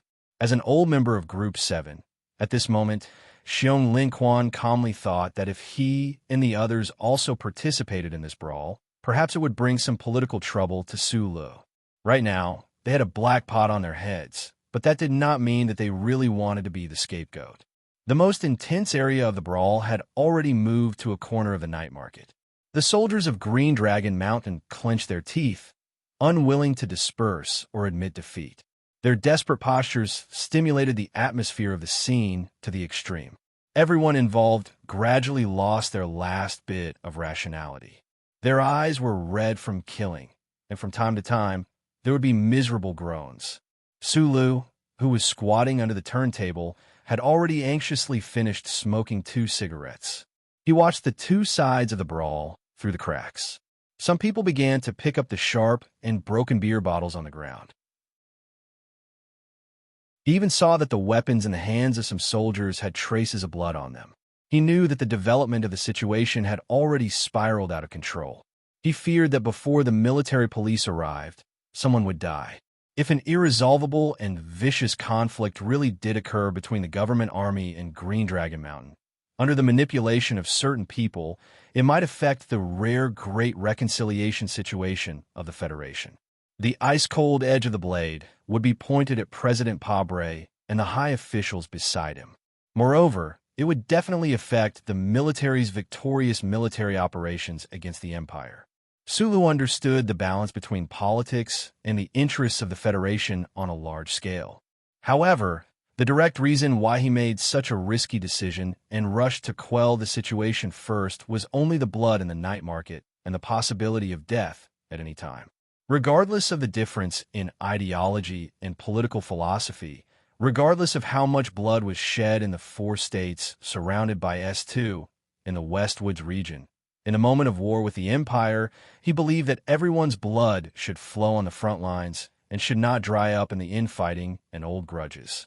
After telling Lulu to stay under the turntable obediently with the waiter, Sulu crawled out from under the turntable. His whole body trembled, and like a loach, he slipped past the excited and twisted faces of the soldiers. He arrived in front of Xiong Linquan and said in a deep voice, "Give me the gun." Xiong Linquan and his team members looked at him with surprise and excitement. They didn't know where he came from, but he didn't have a single injury on his body. Just as they were about to go up and pat him on the shoulder and leave, they suddenly heard these words and didn't react for a moment. The Federation strictly controlled firearms, and the army was no exception. In the entire Group 7, only Xiong Linquan, who loved guns as much as his life, had exchanged his military merits for a high-authority gun permit. He carried a gun on him at all times. Sula knew this. With a calm face, he reached out his hand and directly took out a gun from Xiong Linquan's clothes. The slightly hot gun was a bit light in his hand. He frowned and looked down. He found that the gun was a green star, with an electric pulse and a liquid core at the back of the cartridge. The voice is a bit low. I'm afraid not many people can hear it. He thought in his heart and stuffed the green star back into Xiong Linquan's hand. Without any hesitation, he touched the gun again and found an H01 pistol. Finally satisfied, he held it tightly and walked toward the several officers of the government army. Xiong Linquan and his team members were stunned. They didn't know what he was going to do. Sulu walked in front of the several officers. Looking at their violent expressions, his heart sank. It was a nearly impossible task to calm nearly 1,000 soldiers who were driven crazy by violence and blood. You have already won. The military police will be here soon. Tell your people to stop. The leaders of the 2nd Military Region glanced at him and cursed, "Get out of my way." Sulu saw the blood and fighting on the other side. Without a moment of hesitation, he raised the pistol to the night sky and pulled the trigger continuously. Bang, bang, bang, bang. The H-01 was the first generation of the H-21. It also had a very long magazine, but it had the simplest mechanical firing pin design. The gunshot was exceptionally loud. He stared at the several officers of the government army and fired continuously into the sky with no expression on his face. His forearm kept trembling slightly, and the gun barrel spewed out beautiful gunfire. The crisp gunshot resounded throughout the chaotic night market, and then continued to rise, penetrating through countless environmental noises and clearly shaking everyone's eardrums. Soldiers were the most sensitive to the sound of guns. The sudden series of crisp gunshots in the night market made them, who were fighting and roaring, subconsciously stop their movements at the same time. The beer bottle that was poking forward froze in the air, and the military boots that were kicking towards each other's abdomen lost most of their strength. At this moment, the uncontrollable chaos finally had an extremely precious moment of silence. In the chaos of a night market, many people from both sides started to look for the source of the gunshots. The people around Sulu clearly saw this scene, and they all rushed over. Sulu lowered his raised right hand, and in the midst of the smoke coming out of the gun barrel, he said to the officers in front of him expressionlessly, "Order your people to stop immediately." The members of Group 7 who squeezed into the night market saw this scene and felt the hostile gazes of countless people around them. With their eyes wide open, they rushed behind Sulu and stared fiercely at the surroundings, trying to intimidate the attacks that could erupt at any time toward Sulu. Because of the gun control, the soldiers in the night market basically didn't have any guns on them. However, the officer of the 2nd Military Region, whose forehead was bleeding, stared coldly at Sulu. He slowly pulled open a corner of his military uniform, revealing his gun holster, and said, "I also have a gun, but I haven't used it yet." The officer slowly took out his gun, scratched his forehead that was a little itchy from the stimulation of the blood, and looked at Sulu with disdain. They said to the officer, "So you should know very well what it means to use a gun in a fight." In a group fight, using guns was a big taboo. This was the rule in the military for countless years. First, it was easy to kill with guns, and second, it was related to the dignity of soldier. Sulu obviously knew this, but the problem was that in today's situation, if he didn't use his gun, there would definitely be people who would die. He wouldn't solve anything with this officer and the hostile government soldiers around him. He stepped forward, reached out, and twisted the officer's wrist. The tip of his elbow heavily hit the officer's armpit, and his left hand slid down from his wrist like a chain, easily snatching the gun, and then pointed the cold muzzle at the officer's forehead.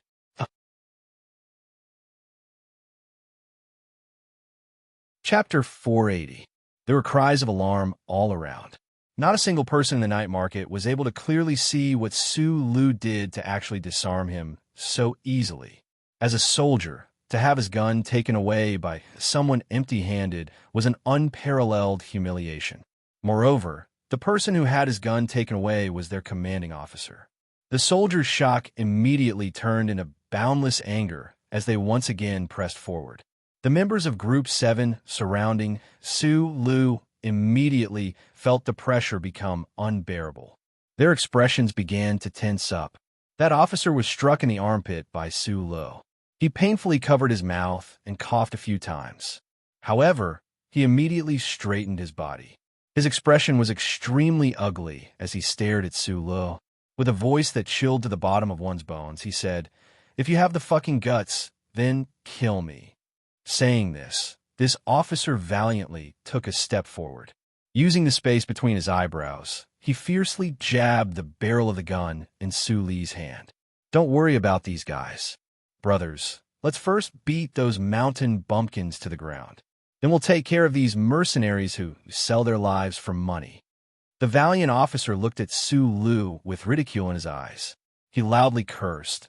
"I want to see who the fuck dares to open fire today." Good. The situation that had already calmed down temporarily became even more agitated because of this officer's hot-blooded declaration. The government soldiers picked up their weapons and prepared to charge in that direction again. Meanwhile, the Green Dragon Mountain soldiers who were gasping for breath had no choice but to pick up the weapons beside them again. The soldiers completely ignored Su Lu, who was holding a gun. With a whoosh, the crowd surged forward like a tide. Su Lu slightly raised the H-01 pistol in his right hand. Without hesitation, he pulled the trigger. With a whoosh, a bullet shot out. It brushed past the toes of the fastest charging soldier and shot into the ground of the night market. A wisp of green smoke rose. The soldiers who bravely charged into the battle with their weapons clearly did not have the slightest bit of mental preparation for this shot. Although Su Li's shot was 3 inches in front of his feet, the crisp sound of the gunshot and the dirt and smoke that sprayed out from the point of impact still shocked everyone on the spot. The other party actually dared to open fire. Moreover, he did it so cleanly without any hesitation. Where did he get the courage to do so? The sea of people paused for a second. Suddenly, a few extremely dangerous curses rang out from the crowd. "We have dozens of people. He only has a few bullets. Brothers, go." The current situation was still dangerous, to the extent where it was even more tense than before. It was just that the focus of the crowd's unconscious violent emotions had shifted from the Green Dragon Mountain troops to Su Lu, as well as the several dozen group 7 members behind him. Under the influence of alcohol, the soldiers who had fallen into a certain kind of crazy state of mind did not completely disregard life and death, but it was indeed difficult for them to rationally think about what would happen if they accidentally fired. More importantly, the soldiers did not believe that Su Lu would dare to shoot at them. The crowd began to become restless. However, at this time, the expressions of several officers changed drastically. They blocked in front of the crowd and spread out their arms, not allowing the crowd to touch a single hair on Su Li's head. Tonight, the guests of the 2nd Military Region's banquet were these officers. They came from the highly anticipated Iron 7 Division. Relying on their illustrious military achievements on the front lines of the West Woods and the publicity of the Federation, they enjoyed extremely high prestige within the government army. No one would have thought that at this moment, they would take the initiative to stand up. Although the soldiers did not know why they did this, they subconsciously slowed down their footsteps and watched the scene in front of them with puzzlement and hiccups. Su Lu was now a celebrity in the Federation. However, thanks to the protection of the pair of sunglasses and the fact that he had never been interviewed by the media, even in the currently popular documentary Team 7, he had never shown his real face. Therefore, not many people could connect this simple and calm face at the scene of the night market fight with this legendary figure. However, the officers of the Iron 7 Division had seen him before. During the graduation drill at the training base, during the sniper operation at the Yellow Mountain Ridge on Planet 5460, this face had left a deep impression on them. It was a face that was too complicated for them to bear. As direct subordinates of Du Shaoqing, they should have hated Su Lu very much. However, every time they thought of the black MX flying like a bullet in the valley, they felt a sense of closeness and gratitude in their hearts. However, the reason they stopped the restless soldiers was not to protect Su Li's safety. It was because they knew very well the true temperament of this young lieutenant colonel under his calm appearance. If these soldiers really dared to continue charging, this guy would really dare to shoot. At this time, the situation was slightly better. The sounds of fighting and cries of pain gradually subsided. However, the officer whose forehead was pointed at by Su Lu still stubbornly held his head high and looked at him with disdain. He was not moved by the sudden calm behind him.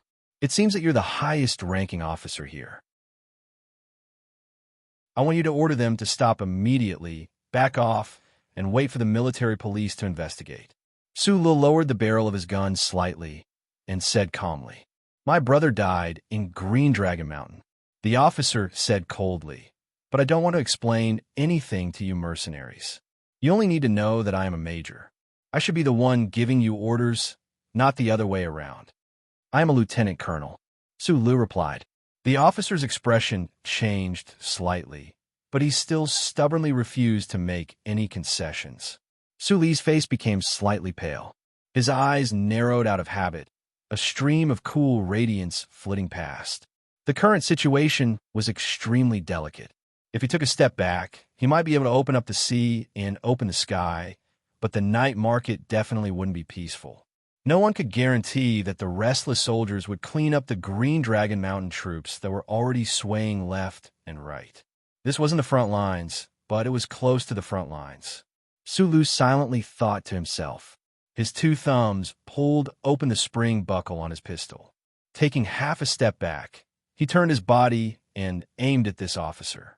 Without any hesitation, he pulled the trigger. Poo-pee-you-pee-you. A series of concentrated and crisp gunshots rang out. Thick smoke and misty flames accompanied by a unique smell pervaded the space between the two people. The bullets sliced past, creating a series of sizzling noises. The unmanned turntable behind the officer was riddled with holes. Countless wood shavings flew into the air. Occasionally, shrapnel would strike metal objects, creating dang-dang sounds and light chirping sounds. It was unknown where it flew off to. Countless bullet points accompanied fine dust, appearing before everyone's eyes like a scene that could only be seen in movies. The stupefied soldiers stared at this scene in shock. Only when the gunshots stopped did they react. Their bloodshot eyes widened as if they were going to split apart. They began to shout loudly in anger, fear, and grief. The light smoke released from the gun barrel scattered. The soldiers who were preparing to pounce over and tear Sulu into countless pieces of minced meat discovered that their officer was still standing in his original position, completely unharmed. He stood in the middle of countless bullet holes. Only his face was pale, as if he had just died. Sulu silently walked up. He raised the two pistols and pressed them against the officer's chest and neck. He forcefully pushed the officer against the turntable, creating a muffled boom sound. Amidst the sizzling sounds, the scalding hot gun barrels burned the officer's clothes, burning a circle of skin under his neck. The officer let out a muffled groan. His brows were tightly furrowed, but he did not cry out in pain. It was unknown whether he was stunned by the flurry of gunfire or because of some other reason. Sulu gazed at the face that was inches away from him and said, "I don't want to hear the story of the grudges between you and Green Dragon Mountain. After the people of the Empire are chased out of the Federation, it's your business how you want to take revenge. But before that, it's best if you keep your head clear." The officer's lips trembled, but he did not speak. "You should know very well how many bullets are left in these two guns. So, you must not overestimate my patience and rationality. I have never dealt with a commotion like this before. If you really push me into a corner, I'm willing to do all sorts of crazy things." Sula finally said, "I know how ruthless you are, but you don't know how ruthless I am." The expression on the officer's face twitched slightly. He let out two hoarse laughs that sounded like he was crying. Then he lowered his head and was silent for a few seconds. He extended his right hand that had been cut by the wooden stubble and was dripping with blood. He waved at the crowd around him. When the soldiers in the night market saw this scene, they subconsciously and slowly put down the beer bottles and bayonets in their hands. Extremely complicated emotions appeared on their faces. The military police had not yet arrived. Sula did not let go of the gun in his hand. Xiong Lin Quan and his team members stood behind him, vigilantly watching the surroundings. The officers of the Iron 7th Division also began to help maintain order. The night market gradually calmed down. The soldiers who had participated in the gang fight stood rooted to the ground like wooden puppets. Regarding the identity of the mercenary manager who had appeared out of nowhere and dared to shoot between the government forces in Green Dragon Mountain, there was a guess, or rather, a piece of information that gradually spread through the crowd. From time to time, whispers could be heard. It's the 7th Division? Then this is Su Lo. 3 minutes later, the mournful sound of a military vehicle alarm from the West Woods Military Police Headquarters finally rang out outside the night market. Why were you there? Shooting in the middle of the street. Do you know which military discipline this violated? Regarding what happened tonight, first write a description of the situation. After the investigation team is formed tomorrow, I hope you can honestly answer your own questions. What's your name? Sulu. Huh. Lieutenant Colonel Sulu? Salute. In the dark interrogation room of the West Woods Military Police Headquarters, the officers of the relevant departments were investigating the gang fight that night. Thus, there was a series of interrogations in front of them. What was very strange was that those cold and oppressive questions, when the officers saw Su Lee's name, suddenly turned into shocked exclamations of disbelief. They subconsciously stood at attention and saluted the youngest lieutenant colonel of the Federation behind the table. Sulu looked at this scene and thought that if he had worn the epaulette today, would have been easier to deal with the chrysanthemum night market incident. What followed was a routine explanation of the situation and the recording of the witness testimony. However, the attitude of the military police officers at this time became much gentler. It didn't take long for this work to be successfully completed with Su Lee's cooperation. Lieutenant Colonel, I'm very sorry, because this incident has too many implications, and people from all 3 military regions participated in the fight. We are also under a lot of pressure, so you can't return to camp for the time being. You may have to wait until tomorrow for the investigation team to formally question you before you can leave the military police headquarters. No problem. We have arranged a lounge for you. Please follow me. Sula followed an officer out of the door and walked upstairs. After asking, he found out that Xiong Lin Quan and his team members were resting on the 3rd floor and hadn't been punished, so he was relieved. However, he didn't expect that the girl named Lulu would also follow. The sound of footsteps was particularly clear in the dark military police headquarters building. When he walked past the door, he suddenly heard a somewhat familiar voice coming from behind the door. At this time, that voice was cursing. Immediately after, there were countless voices full of cursing behind the door. This is the conference room. Right now, sitting inside are the officers of the various military units who participated in the fight. The military police officer said, with a self-deprecating smile, they came to get people. Speaking of which, every one of them is a famous war hero. Encountering such people, the military police headquarters didn't dare to be too tough, so they could only let them hit the table. Thank you for everyone's advice on dusting.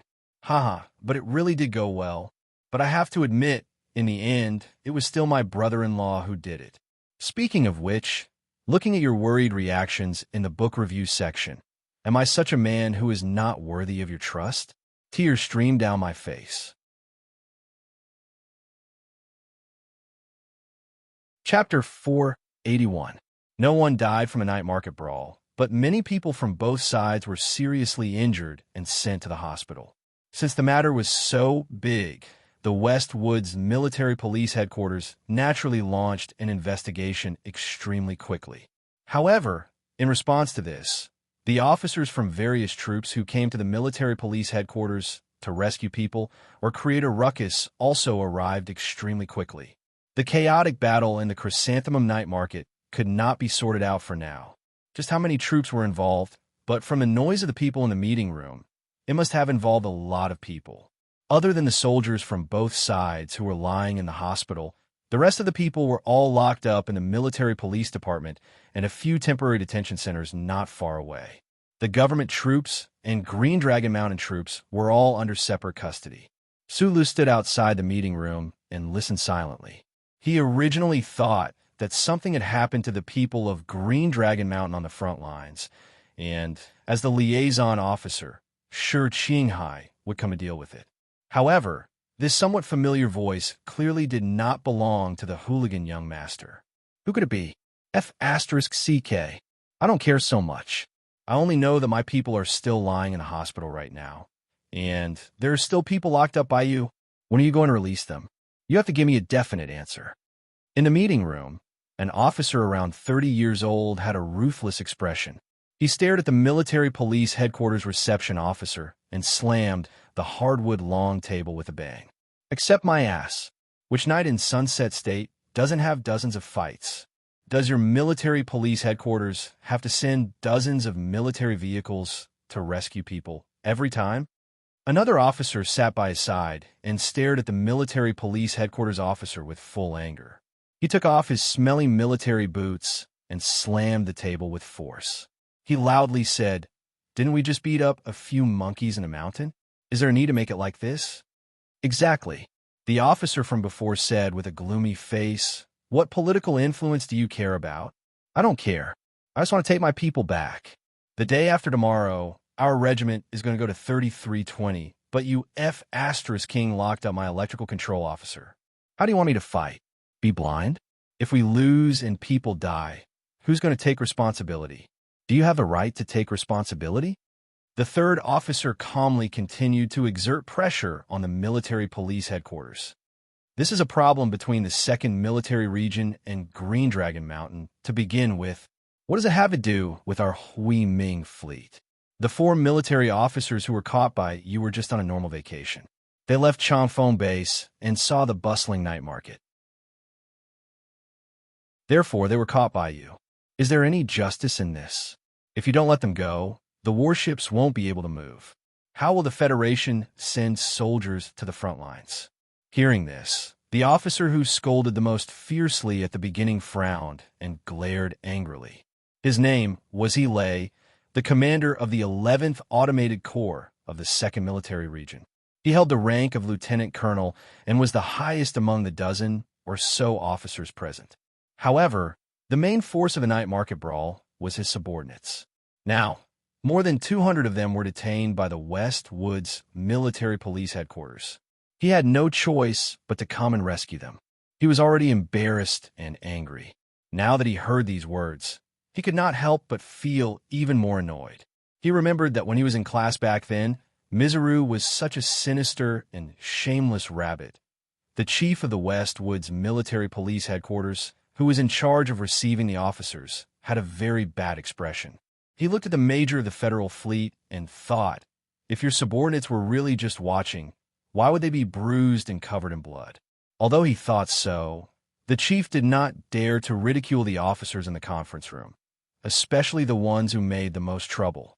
These people were the mid-level, powerful officers that the federal military focused on cultivating. They had made outstanding military achievements in the military operations in the past few months and had grown into famous war heroes. At this time, the reason why these officers were far away from the front lines and appeared in Sunset State to rescue people for their respective troops was that they were going to participate in the frontline award ceremony in 3 days. How could the military police headquarters easily offend such people? Seeing that the section chief had no reaction, Lieutenant Colonel Lei was furious. He slammed the table and said loudly, "I've already given enough face to the military police headquarters by not asking you to hand over the person since the monkeys of Green Dragon Mountain have already been beaten up badly. But if you still don't let him go, don't blame me for being reckless." Hearing this, the chief of the military police headquarters frowned and was about to reprimand him when he suddenly saw the officer beside him. He immediately shut up and thought, "You're familiar with them, so the headquarters urgently transferred you over to pacify them. Now is the time for you to take the field." Hua Xiaoxi was now the vice captain of a mecha brigade in the West Woods Military Police Headquarters. This time, he had returned to the main planet to rest and reorganize because he was going to participate in the award ceremony in 3 days. Who would have thought that when he was drinking soup at home, he would receive a call from a superior telling him to rush to the military police headquarters? Confused, he listened in the conference room for a long time before finally understanding the general situation. Although he did not understand the details, he could not listen any further. He looked at Lei and said angrily, "Enough, oldie. The people from Green Dragon Mountain all had broken bones because of you. 2 of them are still lying in the medical cabin. You want to take your people away? How is that possible? What's the use of you making a ruckus in the military police headquarters? You have to at least give me some face, right?" Hua Xiaoxi, I'm only slowly chatting with these military police officers because we're classmates. Lieutenant Colonel Healy looked at him coldly and said, if this was somewhere else, I would have just dragged a regiment over and taken down this F***King military police building. Hua Xiaoxi's expression changed slightly. He was so angry that he laughed and said sharply, yes, who are you? You've already been promoted to regiment commander, Lieutenant Colonel. You've already caught up with the instructors, but you have the right to compete with me. Go. I'd like to see if you, the regiment commander, have the guts to drag your regiment over. But I still have to tell you that if your regiment wants to take down the military police building, I'm afraid it will be too difficult. Is that so? Hua Xiaoxi, don't think that just because the West Woods is your home ground, you can be so impudent in front of me. Healy narrowed his eyes and looked at him. He slapped the table and said rudely, I'm your squad leader. Don't F***king forget. Hua Xiaoxi's words stopped. His face was dark with anger, but he couldn't make any rebuttal to this sentence. After holding it in for a long time, he squeezed out a sentence from between his teeth. I'll tell you the truth. Before the investigation is clear, it's impossible to let them go. The officer who had been hitting the table with his smelly military boots suddenly jumped up when he heard this. He pointed at Hua Xiaoxi's nose and scolded. Which side are you on? Our military region has never treated the West Woods military region as an outsider. My people are all experts in missile positioning and calculation. If you catch them, what will happen to the front line? Most of the people over there are from the West Woods. Hua Xiaoxi glared at this thin and small officer. He wasn't afraid of him at all. He slapped the table and shouted back in an even louder voice. You still have the nerve to say that? A few dignified professors from the Research Institute of Mechanization and Automation are fighting in the night market like F***king hooligans. Lin AI, you're also a talented student. Look at how you're holding your smelly shoes. What kind of SH**T have you fallen into? No wonder your subordinates are all F***king hooligans with high IQ but low EQ. With a buzz, the entire conference room was in an uproar again. The future of the federal military and the outstanding young officers no longer cared about face or manners. They slapped the table and scolded their mothers, smashed their teacups, and scolded their fathers. Their obscenities shook the glass windows nonstop. This kind of high-spirited and fierce mood made the officers of the other troops also become agitated and join in the scolding battle. If you don't give us an explanation for this matter, we'll beat up those monkeys from Green Dragon Mountain every time we see them in the future. Count me in. I've long found those bumpkins an eyesore. Let them go. Let them go immediately. Severely punish those Green Dragon Mountain villains. And what's the background of that group of mercenaries? F***king hell, they actually dared to shoot at my people. Let's not talk about anything else. You have to hand that guy over first. The tightly shut door of the meeting room was suddenly pushed open. Su Lu walked straight in under the astonished gazes of the silent officers behind him. His small eyes had long since narrowed into a line, or perhaps it would be better to say that they were a ray of light from a blade. His face was completely dark and extremely ugly. I was the one who opened fire in the night market. How do you want to deal with me? The conference room was suddenly in chaos and then gradually quieted down. Only the staff officer that Commander Healy brought along was still angrily scolding. This person was incomparably angry about what happened to his comrades. When he suddenly realized that Su Lu had pushed open the door and walked in, admitting to what had happened, he glared at him and pointed at his nose and roared, "So it's you, kid? You've got guts to actually stand up. See how I'll cut you to pieces." After saying this, the staff officer suddenly felt that the environment around him was a little strange. He turned around in shock and saw that the conference room was deathly silent. The cigarette in his commander's mouth fell onto his military uniform, and a hint of fear flashed across his face. As for the officers who had been the most aggressive earlier, they began to use their trembling hands to fasten the collar buttons that they had undone after scolding him earlier. This strange scene made the staff officer's body a little stiff. His arm that was still pointing at Su Li's nose suddenly became much heavier. Commander He slapped the back of his head fiercely. Then, in a fluster, he slapped away the burning cigarette but on his military uniform and quickly pushed his chair away to stand up. Missing Lin Ai, Hua Xiaoxi, and a few other young officers also hurriedly stood up. With unconcealable expressions of shock, they jogged in front of Su Lu. After the hurried formation was completed, Commander He looked ahead and shouted loudly, "Salute!" With a whoosh, the officers collectively stood at attention. Their posture was impeccable. They raised their right hands in unison and saluted Su Lu. Then, they shouted loudly, "Good morning, instructor!" Tom seemed to have returned to 10 months ago. In that secret training base of S1, in class, in the middle of the mecha training field, when class monitor He shouted, all the officers in the class saluted in unison. The iron-blooded instructor Techerhue, who wore large sunglasses, nodded coldly. Only then did everyone dare to sit down. Su Li's eyes narrowed slightly. His expression was as cold as a block of black ice. He was originally a person as gentle as the spring sun. Even when he was dealing with that bunch of old soldiers from Group 7, he mainly acted in silence. But for some reason, when facing this batch of officer students with the most potential in the Federation, he was able to naturally put on an extremely cold expression.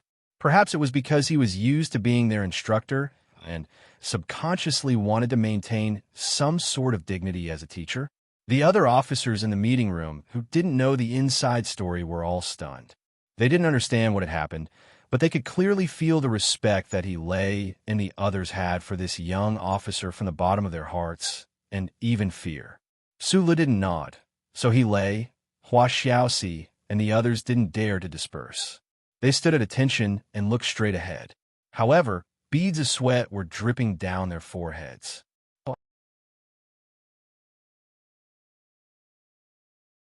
Chapter 482. At the turn of spring and summer of the 68th year of the constitutional calendar, in the first 2 to 3 months at the training base, the sunglasses-wearing instructor Su Lu and the arrogant officer students in class had been filled with hostility. The relationship between the two was not harmonious at all. As Su Lu gradually displayed his level of knowledge in the field of mecha at the base, and displayed astonishing close combat ability in a battle with 2 officers of the Iron 7th Division on the field, this relationship slowly began to change. It was only at the farewell dinner before graduation that the officers took turns coming forward to propose a toast to Su Lu, and only then was the relationship between them truly confirmed as a teacher-student. If that was all, when they met on the battlefield in the future, these echelon officers whom the Federation had focused on grooming would probably only nod and salute him. They would not show him the respect they were showing him now. But in the days that followed, the officer students gradually discovered that this young lieutenant colonel was actually the strongest person in the Federation mecha, the one who had defeated Madman Li on the summit of Kaki Peak, and the one who had been personally recruited by the Lord Marshal. Successfully developing the MX mecha, overthrowing the Dean of the Academy of Science, rumored to be related to Macklin's death, the future son-in-law of the Minister of Defense, the subject of some shady scandal involving Jianxue. All in all, Su Lu had already shone brightly in the Federation. His background and experience were already more than enough reasons for the officer students to admire him. But admiration was not respect, and it was definitely not reverence. The officers admired and respected him, until they finally feared him from the bottom of their hearts. The real crux of the matter was the graduation day drill. That day, Su Lu had stood in front of the officer students who had been humiliated as trash, staring straight at Du Shaoqing, forcing this famous Federation general and iron-blooded division commander to hold his temper. He had led everyone in a battle in the early morning drill at Lonely Ridge, and in the end had broken through the camp with ease, allowing everyone's pride to continue. After this battle, no matter how proud and conceited the trainees were, once they faced Drill Master Su Lu, they would all become honest students. They didn't even dare to breathe loudly. This was probably the so-called dignity of a teacher that emanated from the heart. They were used to the instructor's sarcastic and vicious verbal attacks in class and his powerful attacks on the training field. When they thought about how they had scolded the instructor in the conference room earlier, everyone's sweat dripped down like rain, seeping through the motionless dark military uniforms. They were like frozen cicadas that suddenly entered midsummer, but they did not dare to move at all, just like when they were at the training base. Good my ass. Sulu looked at the officers in front of him with a sullen face and scolded. I fired a shot and was about to be cut to death. How can I get better? As soon as he said this, he lay and the other officers let out a sigh of relief. They spread out in 2 rows and opened up a path. At the same time, they moved a chair and placed it in front of the long table. When Sulu walked past Ilay, he suddenly opened his mouth and said, "Who is the monkey?"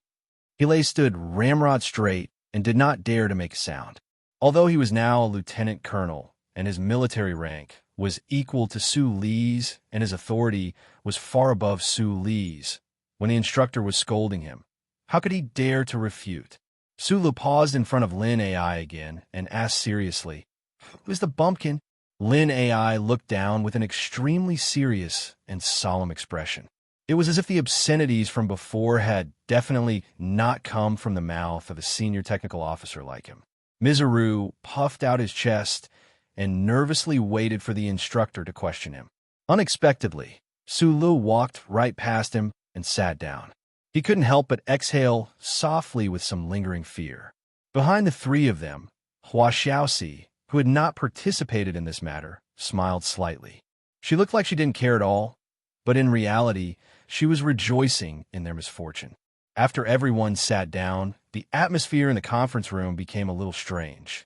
Not everyone in the room knew Su Li's identity, but seeing the few most arrogant officers in the army turn into rabbits in front of this young man, they naturally didn't dare to say anything. They nervously listened to Su Li's lecture while secretly guessing Su Li's identity and background. Bumpkin?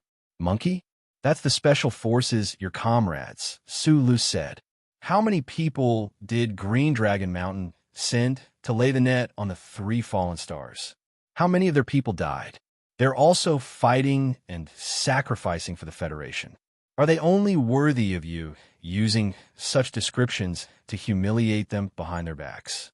Not completely sober, Su Li's voice was a little hoarse. However, when he thought of the group brawl in the night market and the argument he had heard outside the conference room, his mood became a little heavy. The Empire's great enemy was right in front of them, but there were still so many disputes within the Federation. The president had spent a great deal of effort and political courage to create the social foundation for great reconciliation, but within the army, this foundation was clearly too fragile. I don't know much about politics, but I do know some very simple principles. On the battlefield, if you want to believe in your comrades, you must first respect your comrades. He and the others exchanged glances. They thought to themselves, is the instructor preparing to start a political class right away? They quickly sat down and took out their electronic notebooks to seriously take notes. Meanwhile, Hua Xiaoxi played the role of a secretary. She brewed a cup of 3-leaf tea and placed it in front of Su Lu. We do have old grudges with Green Dragon Mountain, but don't forget that the school's philosophy class once said that everything has a primary conflict and secondary conflict. Who is our enemy now? The Empire's people. You are officers of the Federation, not gangsters. Do you think you're shooting a TV series by turning your grudges into a night market brawl? I am not doing ideological work, and I don't know how to do it. I only know that what you're doing is very stupid and very wrong. The more Su Lu spoke, the more depressed and annoyed he felt. His face was getting worse and worse, his voice was getting colder and colder, and his attitude was getting worse and worse. The heads of his former students were getting lower and lower. He saw an opening and respectfully handed over a cigarette. He lit it with both hands. Holding the cigarette between his index fingers, Su Lu continued to scold these guys in the smoke. If it were any other instructor, they would definitely not embarrass He and the others like this. They would always pay attention to a method. Occasionally, they would say a few words to reminisce about the past and their life in the base, so that the relationship between teachers and students would be closer. This was not only using people, but also managing soldiers. The Department of Defense had let him enter the training base with the intention of letting these echelon officers, who the Federation focused on nurturing, become his reliable subordinates in the future. Naturally, they were willing to see such a scene. However, from the beginning, Su Lu had no intention of developing his own people in the army. Just as Secretary Bai was worried, this rock did not seem to have any interest in building his own team. Therefore, he was very simple and direct. He was not violent and was exceptionally cold. However, the strange thing was that the proud military officers and students liked this very much. The scolding in the meeting room continued. There were many more figures outside the door. All the officers in the Westwoods Military Police Headquarters heard about the scene in this room and came over excitedly to see what was happening. The Military Police Headquarters maintained the federal military discipline on the main planet of the Westwoods. They had dealt with countless cases of violation of rules and regulations. Every time, the Federation's various units would let these officers, who were focused on nurturing by the Department of Defense, come and get the people they wanted. These officers had a lot of face, many battle achievements, a strong background, and a bright future. They often slammed the table and cursed at the military police headquarters, causing the military police headquarters to be extremely embarrassed. However, who would have thought that one day, these people would actually be scolded by someone like a grandson for half an hour? The long corridor outside the meeting room was filled with officers from the military police headquarters. These officers, who had the best discipline, finally couldn't help but whisper among themselves. Su Li's identity gradually spread. After the officers were shocked, they suddenly understood. They thought that only someone like this would be able to control the situation.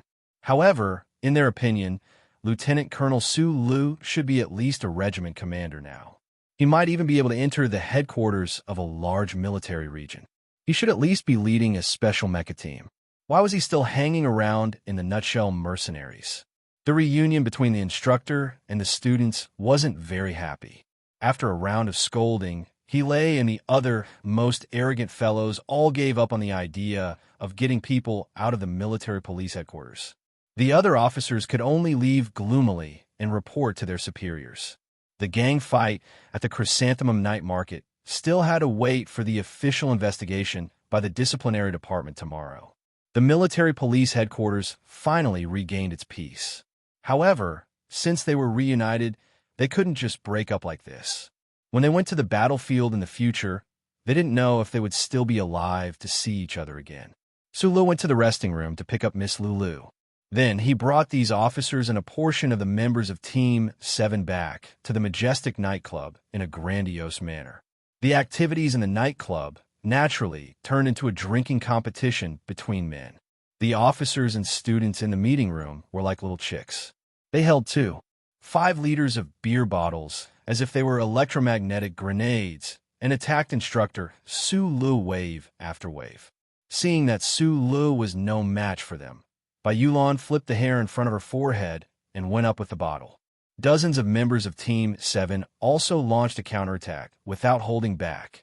Lei and the others were shocked by this formation and immediately called their former classmates. Now, the commanding officers of the various units came to help. The officers who had been trained at the base were now coincidentally summoned back to the main planet of the West Woods to attend the awards ceremony that would be held the day after tomorrow. The moment they heard Instructor Su's summons, they roared into the phone and rushed over from their respective camps without hesitation. For a time, the screeching sound of brakes could be heard from the entrance of the majestic nightclub from time to time. 10 minutes later, all kinds of high-class military vehicles filled the entrance, especially those green military plates that represented their respective ranks. It made the pedestrians and soldiers on the street feel a lot of fear and confusion. No matter which military region they belonged to, which planet they were fighting on a few days ago, or perhaps they were cursing each other through the communication system when they were cooperating, all the officers who could come had come, and some were even on their way. The training officers had lived together with the 18 men of Group 7 in the base and participated in the military drill on graduation day. Naturally, they were not unfamiliar with it. More than 100 people sat in the dark nightclub. countless bottles of hard liquor were opened and poured into their steel-forged stomachs.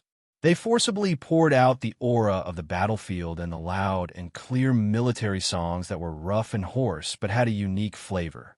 The pedestrians and soldiers on the street curiously looked at the high-class military vehicles that were strewn everywhere and whispered about the meaning of the military license plates. Suddenly, they heard a loud and ear-piercing song that pierced through the excellent soundproofing of the majestic nightclub. They couldn't help but wonder if the National Defense Award ceremony was held in the nightclub ahead of time. My QQ signature has been changed to "A pig fell from Mount Hua." Yes, I failed the road test today and forgot to turn when I stopped the car. I'm a pig. Tomorrow's plane ticket is canceled because I bought a low-discount ticket, so I can't get a refund. I hope the next flight can be earlier and pass faster. Today, I have been depressed for the whole day. No matter what I do, I can't lift my spirits. Originally, I had time in the afternoon to discuss countermeasures with the teacher, but I can't write. If the quality of the writing in these 2 days is not good, please bear with me.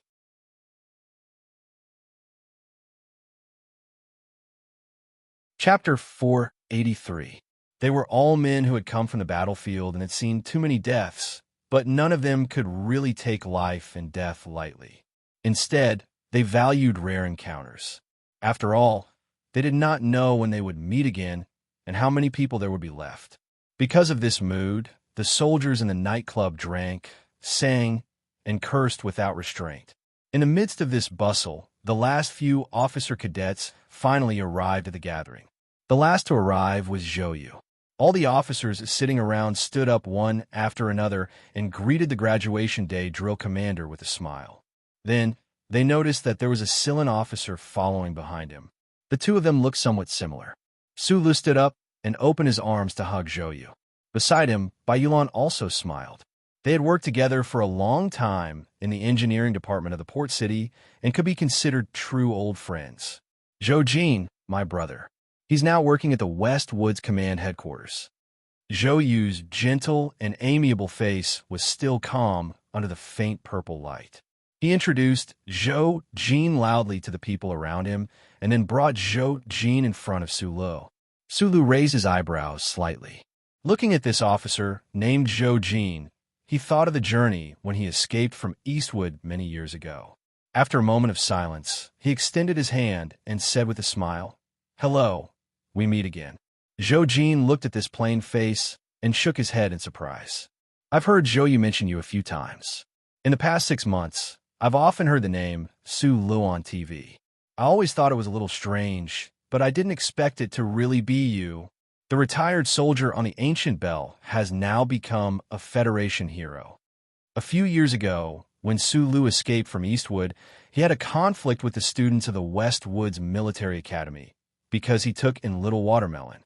After a few years, Zhou Jin was stunned to confirm that such a big change had happened to this person. The shock was very real. Zhou Yu and the officers around him were a little surprised. Could it be that these two people had met before? Zhou Jin gave a self-deprecating smile and briefly told the story of what happened on the ancient clock ship that year, which aroused a lot of emotions. The way they looked at Su Lu became even more strange. Instructor, Su was just a soldier? Bai Yulan filled the glasses on the table to the brim with wine. Zhou Yu hurriedly thanked her. Sitting beside Su Lu, he whispered, "I might be transferred to the Iron 7th Division." Most of the cadets present probably did not have a good impression of Du Xiaoqing and his Iron 7th Division, and this was even more so for the members of Team 7 from the 17th Division, which was why Zhou Yu kept his voice as low as possible. Su Lu was slightly taken aback. He frowned and asked, "Are you currently in the 1st Military Region?"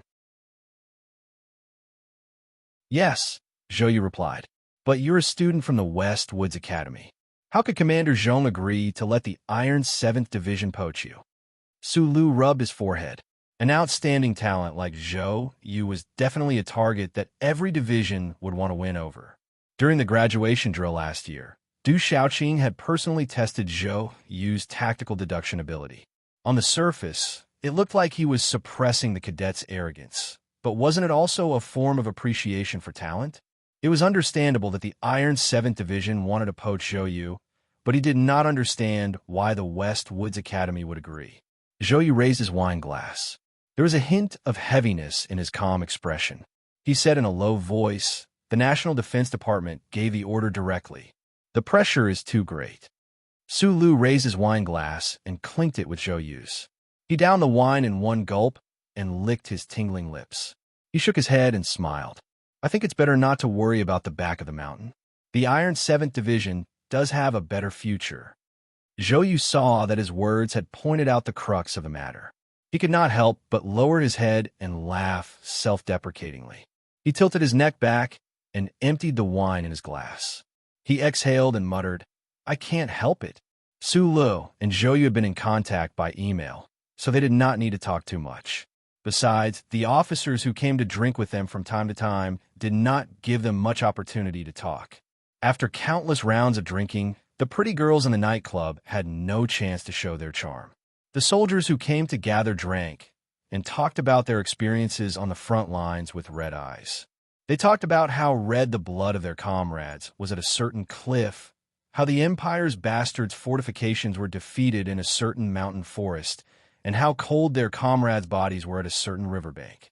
The whole place was filled with a kind of atmosphere of heroism and sorrow, mixed with sadness and pride and solemnity.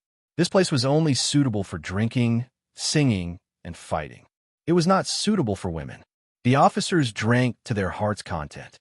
They talked about their life after leaving the base, returning to their respective units, going to the front lines, and participating in fierce battles. Su Lu sat in the middle of the crowd and listened silently. He listened to the achievements of these former students and knew that most of them had been promoted. His heart, which was a little happy because of the influence of alcohol, naturally produced a lot of pride and satisfaction. The one who had been promoted the fastest was He Lei.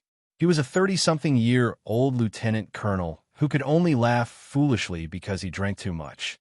His unit had taken on an extremely heavy mission and had fought extremely hard and beautifully on 3320. The rest of the officers were already deputy regiment commanders, staff officers, and battalion commanders of reinforced battalions. After the award ceremony that was about to start, they would most likely be promoted again. He Lei, you're only in your early 30s, but you're already a lieutenant colonel and regiment commander. How do you expect your brothers to survive? Lin Ai put her legs on the table and didn't let go of the bottle of red wine like she was holding child. She shouted loudly with the smell of alcohol all over her body. He Lei forced himself to open his eyes that were almost unable to open. He chuckled and said, "The instructor is only in his 20s, but he's already a lieutenant colonel. Why don't you ask him? F***CK. Who can compare to that monster?" Lon Xiaolong, who was stuffing fries into his mouth to suppress the smell of alcohol in his stomach, said disdainfully, "We don't have Mad Manly here." "That's true." Mizru, who was known for his sarcasm in the training base, looked at He Lei mockingly and said, "And I reckon that you'll at most get 2 medals in this award ceremony. You won't have a chance to be promoted to colonel, right?" "Why?" A member of Group 7 expressed his confusion. He thought that with the achievements of He Lei's automatic regiment, it should be very common for them to be promoted in the front lines.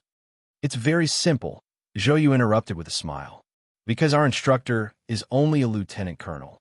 Group 7 did a great job in laying the net for 163. Logically speaking, he should be promoted. The problem is that he's too young, and the Ministry of Defense has to be careful of the media, so it won't be his turn this time." "So I'm at a disadvantage now?" He Lei muttered. Suddenly, he stood up shakily and sat between Su Lu and Miss Lulu. He hugged Su Li's shoulder and asked loudly, "Instructor, I heard that you destroyed the Bureau of Proclamation. Is it true or not?" "Nonsense. How can a person destroy the Bureau of Proclamation? I just beat up an official of the Bureau of Proclamation," Xiong Linquan replied in a rough voice. "That's also very cool. Other than our instructor, who dares to beat up those bastard Bureau of Proclamation officials?" He Lei's eyes widened as he praised loudly. The officers around them were also very excited. They began to hit the table with all their might to express their excitement. Then they began to howl wantonly like animals. Su Lu shook his head. He was too lazy to pay attention to these crazy people. He narrowed his eyes and counted for a long time. He felt that other than the people who were killing the enemy at the front lines, there should be 2 or 3 people missing. However, after he asked the question, the scene suddenly fell into silence. 2 of them died at 3,320. The main force of the Imperial Expeditionary Force counterattacked for 14 consecutive days. The ground forces were under too much pressure. In the end, they personally controlled MX and rushed up. The position was saved, but they didn't come back. Hua Xiaoxi lowered his head and turned the wine glass. He explained to Su Lu, Chong San is also dead. It's the Iron 7th Division officer who fought with you on the field last time.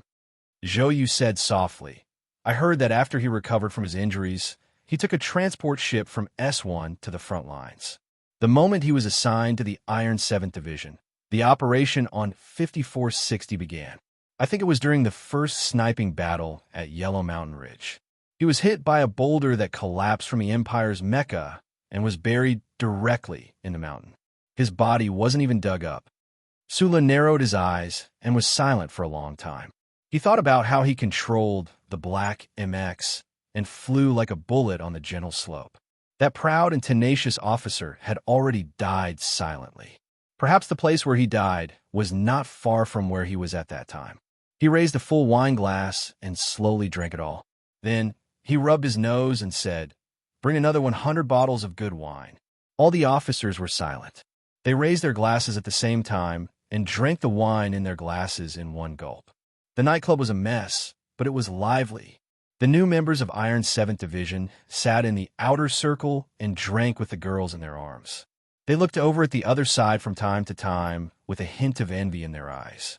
They envied the fact that the old members could get along so well with the officers in the army. They envied Supervisor Su Lu for being able to receive the heartfelt respect of so many fierce people. Although they came from extraordinary families and their fathers were rich and powerful, so they were not afraid when they saw people like the regiment commander. They had been in the army for a long time and had been influenced by the atmosphere of the camp. There was always a faint sense of envy and yearning. I see you running behind the supervisor every day. I didn't expect you to still hold a grudge against him. Zhou Yu moved closer to Shi Peng, who had a complicated expression. He frowned and said, Forget it. Although I hated it back then, we were still in the same army. If it weren't for these guys, I'm afraid we would have died many times over. I don't hold a grudge against him. Shi Peng rubbed her hair and looked at Su Lu, who was drunk and collapsed in the arms of a girl not far away. She said angrily, We have to help our friends. Besides, we just let him make a fool of himself and let us vent our anger. It's not like he will lose a piece of meat. Don't worry. He drank a mouthful of wine and said, I'm also a member of Iron 7th Division. I won't betray my comrades. Zhou Yu shrugged and didn't try to persuade him anymore. He thought that it was right. Anyway, there were already a lot of rumors about their supervisor. It wouldn't be a big deal if there were more. Advertisement.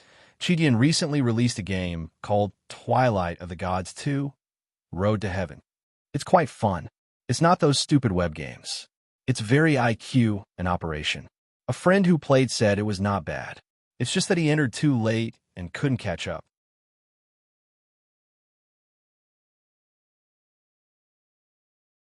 Chapter 484. The silver moonlight shone on the 4th floor apartment in Hua Chung, Sunset Province. This was a small but exquisitely decorated suite. Su Lu lay on the soft bed, his mouth dry and his head dizzy. The smell of alcohol wafted out of every pore of his body. A faint ray of light shone into the room through the floor-to-ceiling glass, casting a charming shadow on the girl's bare collarbone. In the middle of the shadow was a thin band of cloth that seemed to be able to be broken with a finger. The last time he had experienced something between a man and a woman, it seemed to have been tens of thousands of years ago. That was a failure that dealt a serious blow to his self-confidence. Although it was beautiful, it was only related to the mind. In terms of the body, it was a complete mess. Stone had been roasted in the fire for so many days and had accumulated so much fire. Suddenly, he met a woman who was aroused by her profession and immediately began to burn fiercely. "I want to vomit." Lulu froze for a moment, then covered her mouth and laughed. She got off the bed and placed a large basin beside the bed. She supported his body and gently patted his back, just like a gentle and affectionate older sister. He suddenly stopped moving and said vaguely, with a hint of regret and frustration in his voice, "I still want to vomit." In the evening, Group 7 drank wine at the dinner, in the nightclub, in the night market, and at the big party. Who knew how much they drank?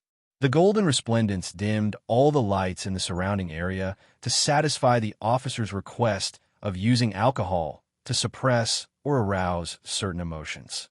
Sulu alone drank at least 4 bottles. Evenly Pifu or Fong, you would probably die if they drank like this. Sulu was indeed not an ordinary person in many aspects. But in the face of the fair slaughter of alcohol, it would be abnormal if he didn't collapse. After washing away the eyeshadow and heavy makeup, Lulu was still beautiful. But her beauty was extremely clean. She raised the corners of her eyes and said, "Will you pay me back in the future?" In the early morning, Sulu woke up from his sleep. His body was extremely sore, and his throat was dry and painful. It was as if there were countless fish bones stuck in his throat. Suli's body was very strong, and the mysterious burning power in his body was definitely not of any help to the matters between men and women, but could help him recover his strength as quickly as possible. The hangover from last night left him with an occasional headache, but his mind was clear again. He quietly looked at Lulu in his arms, feeling the clear and alluring sensation. Hearing the light snoring from the girl's nose from time to time, he couldn't help but grin. Immediately, he swallowed a mouthful of saliva and lowered his head somewhat seriously and somewhat nervously, preparing to press his lips against hers. Right at this moment, a row of white, glowing symbols suddenly flashed in his left eye. These glowing symbols didn't move according to his will and stayed firmly in place. Although the person he was spying on was only a central computer, he always felt that the other party was an old and dirty hooligan. Thinking of this, he felt as if a bucket of ice water had been poured over his head. He reluctantly pulled his arm out from under Lulu's neck and sat on the bed with his head in his hands for a moment before he began to read the light talismans. The Federal Central Computer informed him that there was a target targeting him outside the apartment. The other party didn't have any weapons of mass destruction, so there was no danger. Sulu silently sat on the edge of the bed. After thinking for a moment, he began to wash up and get dressed. On the way, he called by Yulan and asked her to come to the apartment to pick him up. Lulu didn't know whether it was the sound of water or the lack of temperature beside her that woke her up. She stared blankly at the young lieutenant colonel at the door. She held her chin and spoke with a slightly unnatural tone, just like the time when she teased him in the Stars Club lounge. She said frivolously with a smile, "Come back at night? I'll give you a red envelope." Sulu walked down the stairs with his military cap. In the elevator, he kept his head down and muttered some indecent words. His heart was filled with some reluctance and unwillingness. It was not easy for him to make a decision under the dual encouragement of alcohol and desire. Unexpectedly, in the end, his body had an internal strife. Alcohol gave birth to desire, but it also destroyed some of the functions needed to fulfill that desire. Such an encounter was so depressing that he could not let it end. Standing at the side door of the apartment, he narrowed his eyes and looked at the quiet street in front of him and the towering trees across the street. He didn't find any danger, but he still carefully put on his sunglasses. He thought to himself that since the people following him were determined to be unarmed and not dangerous, why did the Federal Central Computer warn him in advance? In the distance, the black car was approaching. Sulu walked out of the apartment community and stood on the sidewalk to wait. Unexpectedly, his mind drifted to the room on the 4th floor again. It had nothing to do with emotions, but it was related to manhood. He raised his right arm with some doubts and made a forceful action. Looking at the bulging muscles under the military uniform, he thought that his ability in that area was indeed not proportional to his muscles. At this time, A flash suddenly lit up between the trees across the street. It was as if countless bolts of lightning cut through the quiet street and shone on his body, freezing his somewhat comical action forever. Since the National Girl scandal that shocked the entire Federation a few months ago, Sulu had long been accustomed to the fact that he was a celebrity. He also had a lot of experience dealing with reporters. However, at this time, he was still a little dazzled by the flash. He was a little flustered. The Federation's technology has advanced for countless years. The cameras are getting smaller and smaller, but why are the flashes still so big? At this time, he thought of something else very strangely. Then, he looked at the dozen or so reporters rushing over from the opposite side of the street. His face became abnormally solemn. "Lieutenant Colonel Sulu, why are you here?" "Lieutenant Colonel Sulu, this apartment is the most famous apartment for single women in Sunset State. You should know what this means. Did you spend the night here last night?" "Lieutenant Colonel Sulu, please answer our questions." "Well, Lieutenant Colonel Sulu, I want to ask you, as an active military officer, is not returning to the barracks overnight a violation of military regulations?" Sulu stood silently on the side of the street, completely ignoring the questions of these reporters. When the black car arrived in front of him, he opened the door and got in. The reporters shook their heads and stood on the side of the street, quickly recording with the recording pens in their hands. Just as they thought the black car would leave in a cloud of dust, the car window rolled down. Sulu, wearing sunglasses, looked at the reporters and said, "Don't forget the confidentiality clause of the First Charter on citizen privacy. You can report on me, but if a single word involves other people, I will sue your newspaper until it closes down. As for you, I will send you to prison." After saying this, the black car silently drove away like a ghost. In the car, Sulu took off his sunglasses and was silent for a long time, secretly wondering who would use such a childish and boring method to trick him. What was their purpose? Thinking of something, he slightly frowned and said to Bai Yulan in the front seat, "Call Li Xiaotong. I can't write smoothly because I don't know how to write in this field. Another thing is that I have a makeup exam tomorrow, so I feel a little uneasy. Worship is even more vulgar, but the plot of Lulu has a life. It is not my life, but I promise it is absolutely a real life."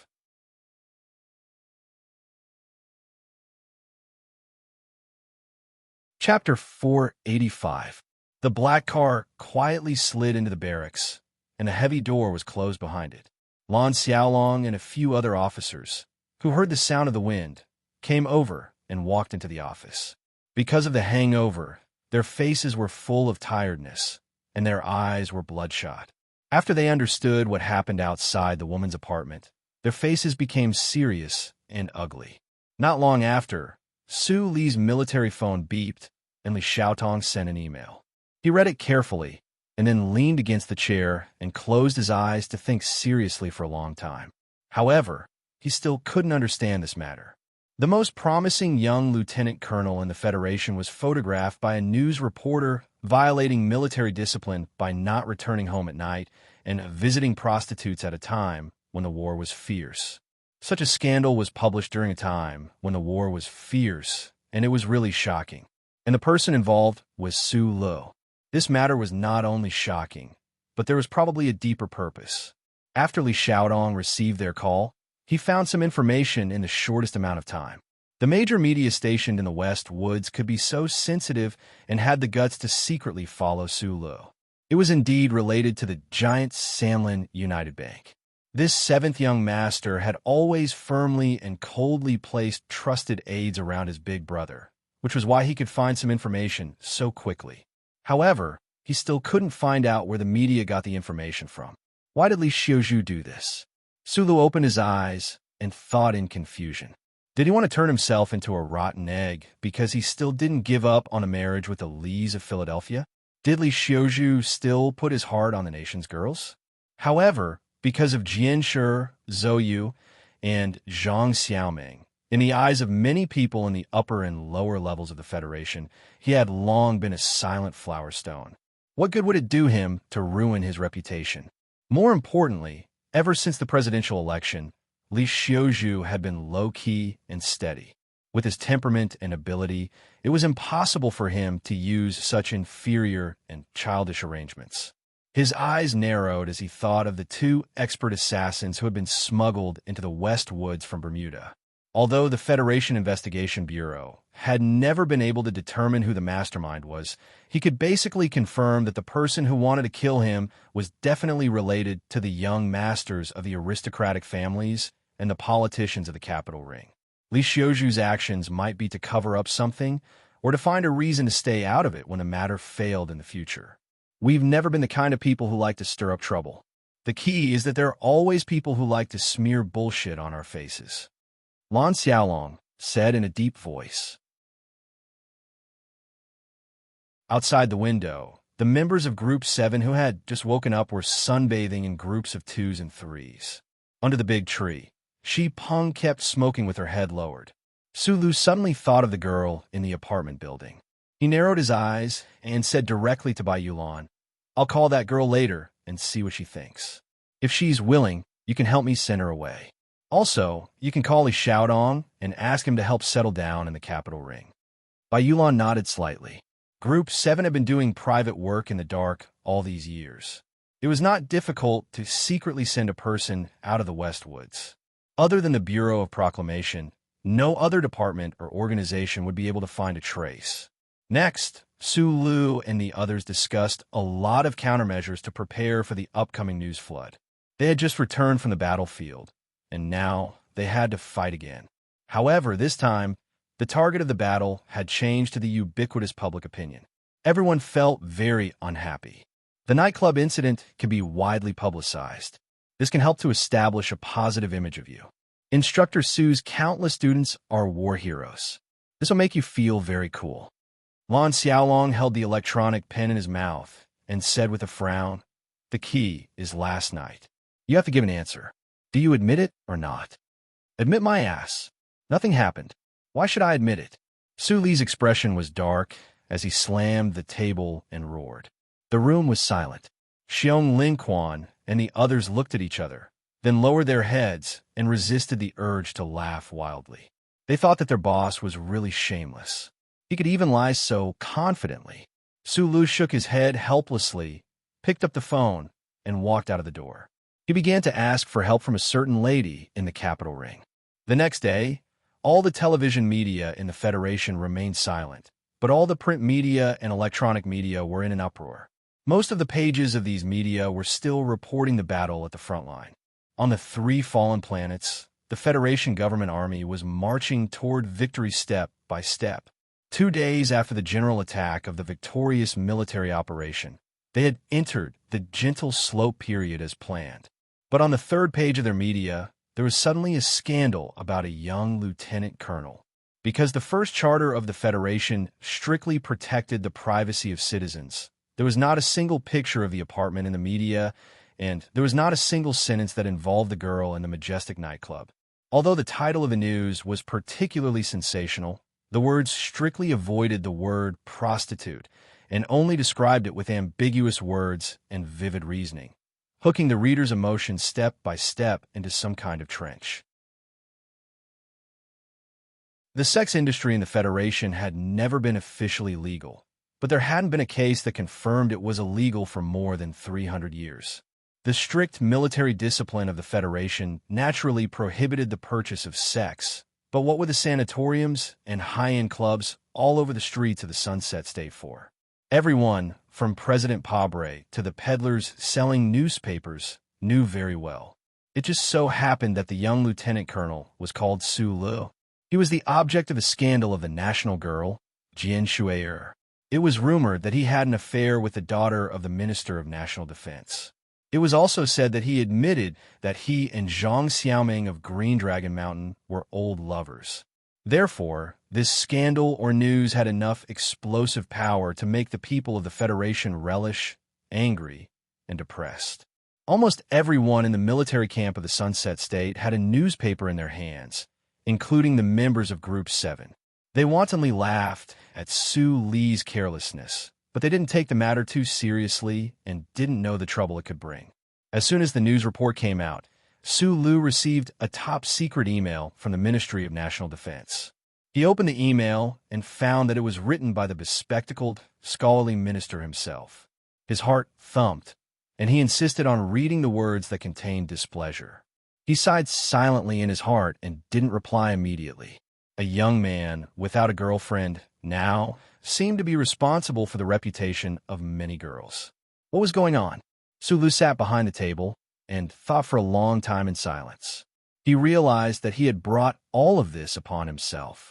Then, the officers of the Internal Affairs Department of the Ministry of National Defense entered the camp of Group 7. The news media had stirred up too much, and the people of the Federation were too concerned. The Internal Affairs Department was responsible for monitoring the behavior of high-ranking officers. In order to quell the controversy, they had to come and deal with this matter. Lieutenant Colonel Sulu, we have been ordered to come and investigate. May I ask where you were the night before yesterday? Sulu sat behind the table and glanced at them. He didn't say anything. This action caused the expressions of the officers of the Internal Affairs Department to change slightly. Just as the atmosphere in the room became a little strange, a middle-aged man in a black suit with a smile on his face walked in from outside the door. He walked directly to Su Lee's table and looked back at the officers of the Internal Affairs Department. My client will not answer any of your questions. If you have anything to say, you can talk to me directly. Client. The officers of the Internal Affairs Department were stunned. They took the business card from the middle-aged man in black. After seeing the two words, he on the pure plant long fiber business card, everyone's expression turned solemn at the same time. No matter how they thought about it, they could not understand why a routine investigation would actually attract the attention of Silin's most famous and most difficult lawyer to provoke. We just want Lieutenant Colonel Su Lu to cooperate with the Internal Affairs Department's investigation. We don't need a lawyer, right? The officer of the Internal Affairs Department said awkwardly. Lieutenant Colonel Su Lu will not accept any boring investigation. He said expressionlessly. Do you have an arrest warrant? No, but we have a notice of cooperation. That has no legal effect. He waved his hand and said in an unquestionable tone, my client will only go with you when you get the arrest warrant. Then he will speak with me. Other than that, don't disturb my client again. The officers of the Internal Affairs Department had very interesting expressions. It was clearly an internal investigation in the Army. How did it become the content of a legal drama? Lawyer I want to remind you that Lieutenant Colonel Su Lu is an active military officer. We have the right to ask him to cooperate with the investigation. And this is an internal military matter. He interrupted him expressionlessly. Are you trying to say that I'm a civil law lawyer and can't participate in military court matters? How did you learn this in school? That's not what I mean.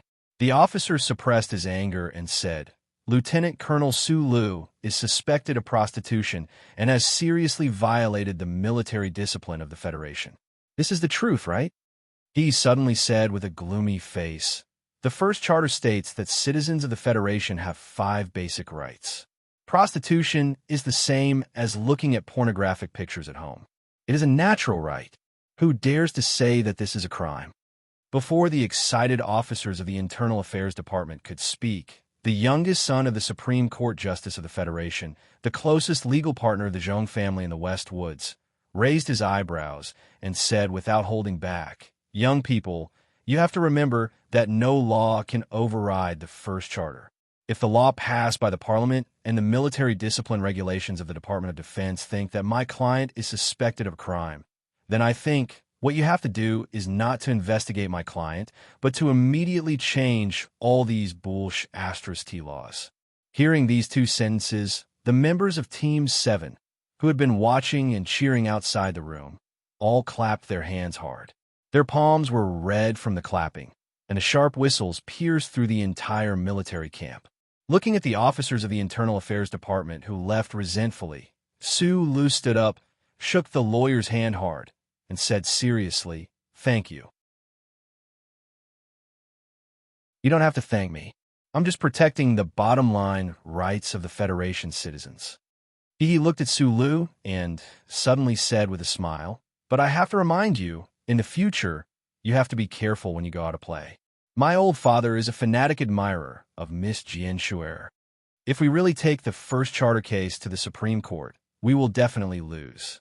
Thinking that the Supreme Court Justice of the Federation might be reading the newspaper by the fireplace while cursing a certain heartless man, Su Li's back suddenly broke out in cold sweat.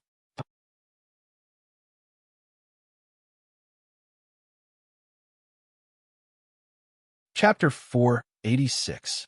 A ghost born from the Federation's upper-class society due to hatred, fear, and uneasiness, was hovering above Su Li's head, blowing a cold breath at the back of his neck from time to time. In the military camp at the Westwood's front line, Su Li could clearly feel a certain cold wind from the capital ring. It was inevitable that he would feel a little gloomy and angry. He had shed blood on the battlefield with his head held high, but his back was full of hostile gazes and thoughts. This kind of treatment could not be treated indifferently unless he had been fishing by the lake for more than 10 years, insulting his spirit and destroying his body. The former was just a test, and even the handsome Li Xiuzhu had secretly expressed his attitude. He did not participate, but the latter was the key problem. After sending Lawyer He away, Su Li sat behind the table and began to count with his fingers. Who exactly was involved in this matter? The elders at the top of the aristocratic families, the big shots in the political circle of the Capital Special District, they were extremely shrewd, cautious, and conservative all their lives. As long as they did not see the relationship between the Lis of Philadelphia and Su Li, they would be silent for a day. On the other end of the cold wind, the end of the thread of the ghost was people like them. At this moment, Su Li was probably already surrounded by a storm. So how could it be so sticky and annoying? From this perspective, the rest of the people who dared to ignore the attitude of the federal military and even the Lis of Philadelphia and secretly tried to destroy him physically must be very proud and very capable young people from the aristocratic families who were easily angered. They and Su Li were in a completely different world. They were incompatible with each other, and once they collided, they would be annihilated or exploded. Lin Do-hai, Nan Mingxiu, Zhong Erlang. These three names appeared in Su Li's mind. Because of Mrs. Zhong's phone call, Lawyer He appeared in the military camp. His appearance, to a certain extent, represented the attitude of the Zhong family in the Westwoods. Behind him was the reputation of the Chief Justice of the Federation. The Department of Defense was already under a lot of pressure to investigate this matter. Now, it naturally pushed the pressure away, and, of course, it would not insist on the investigation. It was just that the officers of the Internal Affairs Department were a little annoyed. Immediately afterward, the giant Shell Motor Company, which spanned across the galaxy, sent a lawyer's letter signed by the president to all major media outlets, requesting that the media immediately stop the malicious reports that were full of slander and make a formal written apology. All parties exerted their strength, and the news media retracted after hearing the news. The storm caused by this incident gradually subsided. Su Li, who was in the Westwood Sunset State, did not let his guard down. He looked at the electronic map in his left eye and noticed that the two white dots that represented the target were getting closer and closer. He knew that a dangerous test was coming soon. However, the light was in his eyes, and no matter how professional an assassin was, to the current him, it was not a real test. The general offensive of the Victory military operation had entered its second week. The most powerful military force of the Imperial Expeditionary Force was gathered on Planet 3320. However, under the watchful eyes of the glory of the Charter and the storm-like attacks of the Federation, the people of the Empire retreated step by step. After leaving behind countless soldiers' corpses, they miserably retreated into the rugged mountains to the west of the plateau. The offensive of the Federal forces suddenly slowed down. For some unknown reason, the frontline commander-in-chief, who was known as the Tiger of the West Woods, firmly ordered the various departments to slow down the speed of the offensive. The battle once again entered a stalemate. The stalemate today is different from the stalemate in the past. This is a fake stalemate. As long as the Federal forces are more ruthless, they can take down the last of the Imperial Expeditionary Force's territory at any time. It's just that the environment is limited, so presumably there will be more deaths. At the foot of the Green Peak, on the high ground beside the flat river, there was a Federation military camp. From time to time, heavy black mechas would walk downstream along the river, their huge alloy mechanical feet leaving deep footprints on the sand and stones. The young master of the Tai family, whose pseudonym was Yuan Zi Tai, looked at the electronic map in front of him and said slowly to the person beside him, "Now, Du Shaoqing is in the limelight on planet 5460. Everyone thinks that he is the peerless general after the god of war, and subconsciously underestimated the tiger, especially when they think of the tiger suppressing the Iron 7th Division to not enter the West Woods. However, no one has ever carefully calculated the ratio of their losses. Du Shaoqing is as cold as snow, but his commanding style is as fierce as the wind, as tough as iron, and as sharp as the sharpness of his attacks. There is no other person in this world who can command a division, an army, or even a military region. But his problem is that this kind of commanding style will bring extremely heavy losses. Now, when he commands a division, the 3 military regions, or even the entire federal military, can continuously fill in people and supplies. But if he is like Commander Zhong, commanding hundreds of divisions, who will fill in? Tiger Zhong seems to be arrogant and aloof, but in reality, his commanding is neither rushed nor slow. Every step he takes is extremely precise, and he is good at using the least amount of energy to achieve the most results. In order to wait for the Bureau of Proclamation to finish setting up the net, he can withstand the pressure of the Parliament and the other big shots in the military and endure for so long on these 2 planets. Although he has the strong support of President Pabre, this cold and silent personality of his is still very scary. The most important thing is that the discussions of the ordinary people and the increasing number of conspiracy theories do not move his eyebrows at all. I don't know if it is a blessing or a misfortune for the Federation to have Tiger Zhong in the Westwoods. Tai Ziwan stayed on the front line for a long time. His body was still a little thin under the major's military uniform, and his face was still unhealthily pale. It seemed that neither the lost radiation of the battleship nor the ultraviolet rays on the plateau could make him darker. But the Federation now needs continuous victories like the Iron 7th Division, not a tepid battle. Xue Nain's rough fingers gently stroked the cold handle of the gun at his waist and said subconsciously, as the senior security director of the Blackhawk Security Company, he had always been by Tai Ziwan's side and was always ready to exchange his life for Tai Ziwan's safety when there was danger. There were many people like him in this military camp.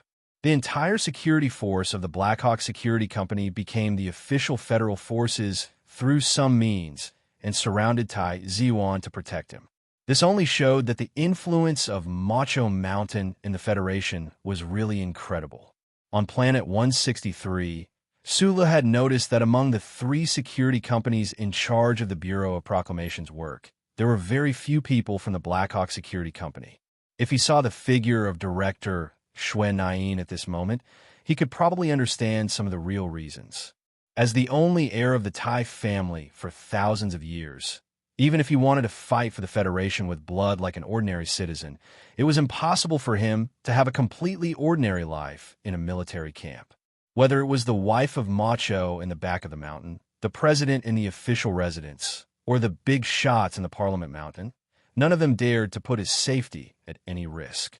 Tai Ziwan didn't answer Xue Nain's words. He sneered slightly.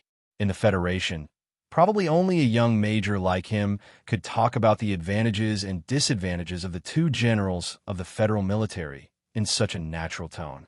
This was the so-called family background. Going to the battlefield with hundreds of senior bodyguards, there has probably never been such a scene in history. Tai Ziwan covered his mouth with his fist and coughed twice. His pale face flashed with 2 flashes of red. He said with self-mockery, "This is really too ridiculous." Xue Nain stood behind him with his head down, silent and not saying a word. No matter how angry the prince was, they couldn't leave his side. Thinking about his own abnormal military experience, Tai Ziwan's mood became a little lonely. He raised his head and looked at the electronic newspaper on the screen. Looking at the picture of the guy wearing sunglasses standing in front of the apartment, acting cool, his mood finally improved. He smiled and said, "Sometimes I really envy this guy. I feel that his life is so much more exciting than mine." Outside the planet's atmosphere, a giant battleship reflected the cold and solemn color of the metal under the light of the stars. This was the flagship of the Westwoods Federation's frontline headquarters. In the spacious warehouse on the penultimate level of the battleship, the sound of hydraulic pistons moving was soft and mesmerizing.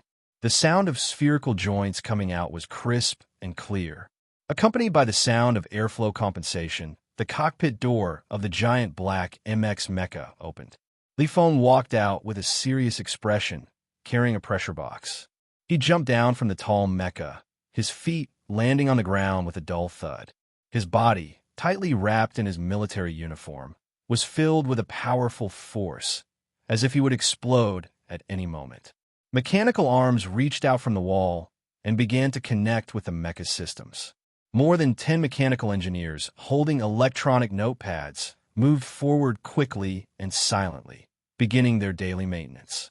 This MX mecha's two thick and cold mechanical legs were already painted full of gold stars.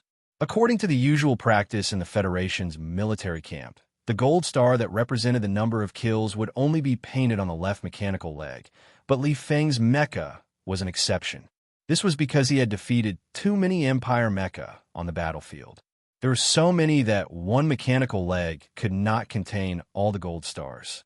Looking at the eye-catching countless gold stars, the mechanical engineers and the surrounding Federation soldiers subconsciously turned their heads to look at Li Feng, who was walking into the tunnel. They looked at the young lieutenant colonel's valiant back, and their eyes naturally showed respect and passion. On the highest level of the battleship, I forced the various troops to slow down their attack speed. This matter has already caused a lot of discussion, especially in S1. Beside the floor-to-ceiling porthole, there was an extremely luxurious leather chair behind a long table. If this chair fell into the eyes of the HTD Bureau employees, they would probably go crazy.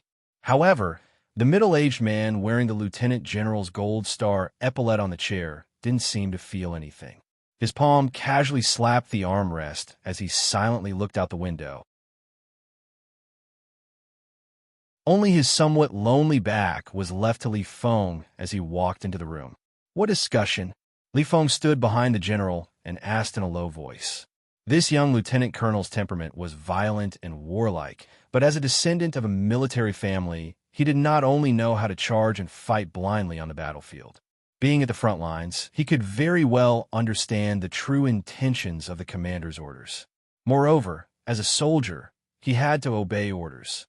Many people in the Senate say that I purposely left the Imperial Expeditionary Force to increase my own importance, the middle-aged general in the chair said with a smile. There was no trace of anger in his tone. It was extremely calm. "Let them eat sh*t," Li Feng replied very directly. "Sometimes I also think about it. Perhaps my subconscious mind already has this kind of thought." The man in the leather chair slowly turned around.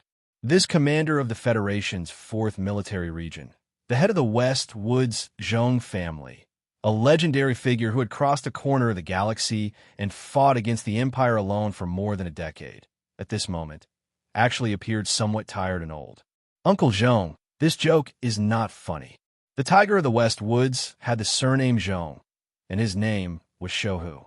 His slightly thin body was tall and straight, as if every bone contained a sense of pride and unruliness. When he suddenly heard the words of the younger generation, his silver eyebrows raised. The tiredness and self-mockery instantly disappeared, only leaving behind a strong spiciness. It was so spicy that it made people's heart palpitate. It was like a cup of tiger bone wine, extremely frightening.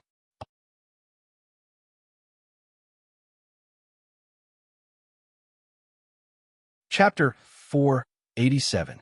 Li Feng put his hands behind his back. His military posture was perfect. His thick eyebrows were straight on his young face. He looked at the general in the leather chair and thought of the recent events and the rumors from the Capitol ring. His expression naturally became a little gloomy. Whether it was the people of the Federation or the Empire, every time they thought of the Westwood's skinny tiger, they would always think of arrogant, cold-blooded, and terrifying. But very few people would think that behind the glory represented by the dark-colored military uniform, the #1 military and political figure in the Westwoods bore an unbearable pressure that ordinary people could not bear.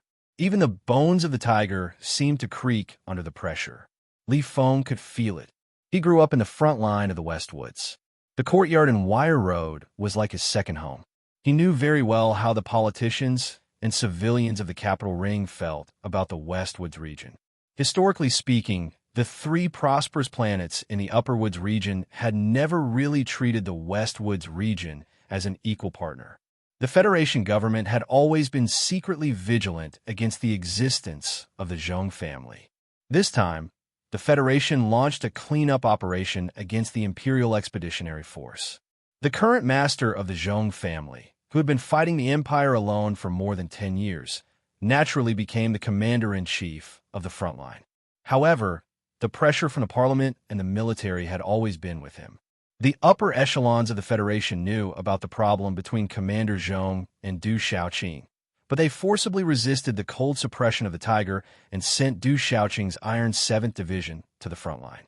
When Commander Du Xiaoqing, wearing sunglasses, stood on the Yellow Mountain, the pressure became more and more real, urgent, and heavy.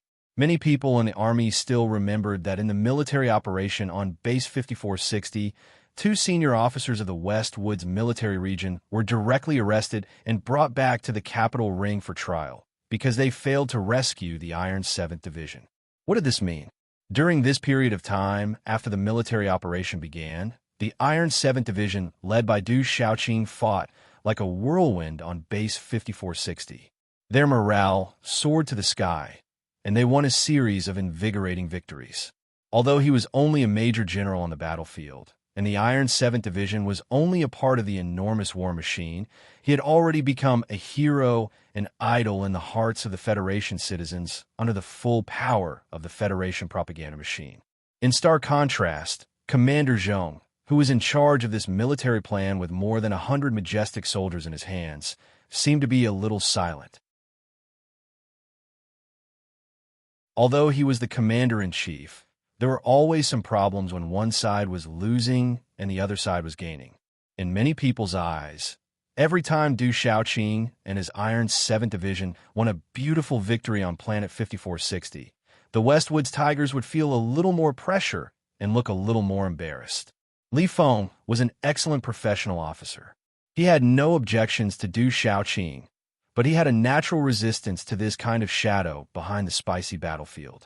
What made him feel a little surprised was that the powerful and high-ranking man in the chair seemed to be calm, so calm that it was somewhat unfathomable. "Commander," Li Feng lowered his head and thought for a moment, then suddenly spoke. Zhong Shouhu lowered his gaze slightly, and a trace of gratification flashed across his face that was as calm as the eternally unchanging galaxy. He said, "This is my private study." "Yes." Li Feng raised his head and said solemnly, "Uncle Zhong, I want to talk to my family." His family was the Lees of Philadelphia. The old man, who had been watching the snowy mountains by the lake for more than 10 years, had not spoken about specific matters of the federal military for a long time, except when he entered Allure Prison to meet a certain young man. If Li Feng wanted to talk to his family, it would naturally be to talk to this old man. No matter how much the politicians of the Capital Ring or the military feared the Zhong family of the Westwoods, as long as the old man stood out and expressed his attitude, all the pressure would most likely disappear for a while. After the Federation wiped out the Imperial Expeditionary Force, it was inevitable that they would counterattack the Empire through the 2 warp tunnels. During such a tense war, Li Feng believed that his grandfather would not want to see problems within the Federation and would be willing to stand out and make the Federation more united. Hearing this, Zhong Shouhu narrowed his eyes slightly, and 2 complicated and inexplicable cold lights shone out. No one knew what he thought, but in the end, this emotion turned into a smile. He looked at the young lieutenant colonel in front of him and smiled slightly. He thought of the scene many years ago when this child, who had just turned 12 years old, came to the West Woods with a face full of tears. He knew that the young man had good intentions, but don't forget your own identity. Zhang Shouhu's expression turned serious, and he said sternly, "You're an officer of a military region. These things are not up to you to speak." Li Feng stubbornly held his head high. Although he did not know why this uncle, whom he respected greatly, would not accept his good intentions, he was not willing to back down. "Keep some distance from me, little guy," Zhang Shouhu said coldly. Zhang Shouhu replied with a cold expression, "I don't want Li Zidao calling me every day to bother me. You're his son, not mine." Li Feng pursed his lips and held his head high. The veins on his neck, which was as tense as a mountain rock, occasionally popped out. He seemed to be angry at these words. Zhang Shouhu did not care about the young man's beautiful sadness and worry. He closed his eyes slightly and naturally changed the topic to another very interesting topic. In the past, the Federation did not have the habit of grading machine control standards. Only the Empire has. The army started to learn from them and started grading. That was a strange habit that started from the Second Military Academy about 20 years ago. I don't know if it has anything to do with that traitorous mechanic. However, I have to admit that this entire grading system is indeed somewhat useful for evaluating the strength of mecha warriors like you. You passed level 6 a few years ago. It is said that the Empire's princess was even younger than you when she passed level 6. Zhang Shouhu looked at him with a strange smile and said, "At the latest next year, the Federation forces will appear at the Khaki Corridor. The war will start in the Empire's homeland. You will definitely have the chance to meet this princess. Do you have any expectations?" For the Imperial Expeditionary Force and the special pilots who had infiltrated the Bermuda Mineral Star, the powerful and violent young Lieutenant Colonel Madman, Li was their eternal shadow. Fortunately, the Empire also had a talented young person, and that was their powerful princess. The Empire's royal family naturally would not let the young girl go into battle to kill the enemy, but their propaganda machine kept promoting the strength of this princess. Many soldiers and civilians of the Federation still remembered that when the Empire's negotiation team came a few years ago, the Empire's officials would tremble with excitement every time the princess was mentioned. It was as if they had been injected with stimulants, and they clamored for a war with the Federation. The Federation had Li Feng, and the Empire had the princess. Once these two talented young people met on the battlefield, no one knew what kind of dazzling brilliance would erupt. Even with Zhang Shouhu's status and shrewdness, he could not help but be curious. However, after thinking about it seriously for a long time, Li Feng shook his head. The genius princess's royal title is Su Ming. No one knows what her alias is in the Empire's military department, which unit she is in, what position she holds, but I think her surname should be Huai, Zhang Shouhu said indifferently. According to the news from Bermuda, this princess is not the product of another Empire's god-making campaign. She is like you, young, but very strong. She is even stronger than we thought. The entire universe sees her as your lifelong enemy. It is not an insult to you. But she is still a woman. Li Feng replied firmly, "Women will be women. Their name is the weak." Zhang Shouhu was slightly taken aback. He picked up a cup of coffee and took a sip. He sighed and said self-deprecatingly, "When you get married, you will know how terrifying women are." Li Feng could not understand a middle-aged man's meaning behind these words. After a pause, he said seriously, "Perhaps this princess Su Ming is very strong, even stronger than me. But a battlefield is a battlefield. I do not expect to have a fair fight with her. If it really becomes a mecha battle, the Empire only has her. The Federation has me, and Su Le. She will lose. I didn't expect you to have such a high opinion of Su Le. Although I hate this guy, I have to admit that he is very talented in mecha. I am very curious about his relationship with your family." "Sorry, Uncle Zhang." Zhang Shouhu smiled and did not ask any more questions. Li Feng frowned and asked curiously, "Uncle Zhang, I want to know what level you are. What is the level of Colonel Tian that I have never seen before?" Grandfather and father mentioned you too in the Feiching family. They said that you two are stronger than me, but I did not believe it. In the end, Mad Manly was still Mad Manly. Even in the face of the celestial forest tiger, who was close and powerful to him, he did not hesitate to declare his undisguised ambition for certain territories. I don't need to mention it. As for Mr. Tion, his level is definitely not as high as yours. But if you are really thrown on a planet for more than 100 days, I think the one who will survive in the end will be him and not you. Why? Li Feng asked, puzzled.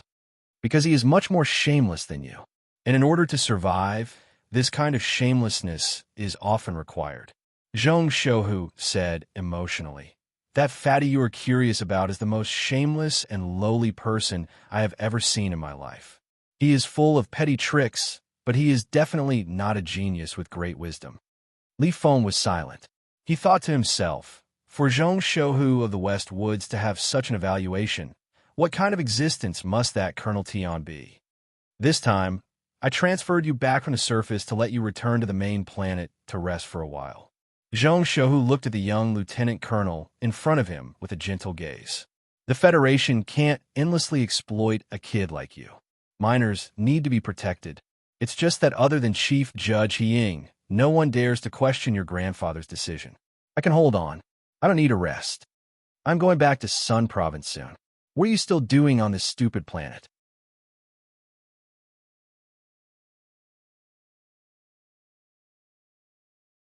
Chapter 488. 97% of the net has been set up on the three fallen stars. 1/3 of the Federation's forces have been thrown in. What else can the Empire soldiers hiding in the mountains eat other than synthetic meat? Even if an idiot is the commander-in-chief, it is impossible for us to lose again. Why should I stay here?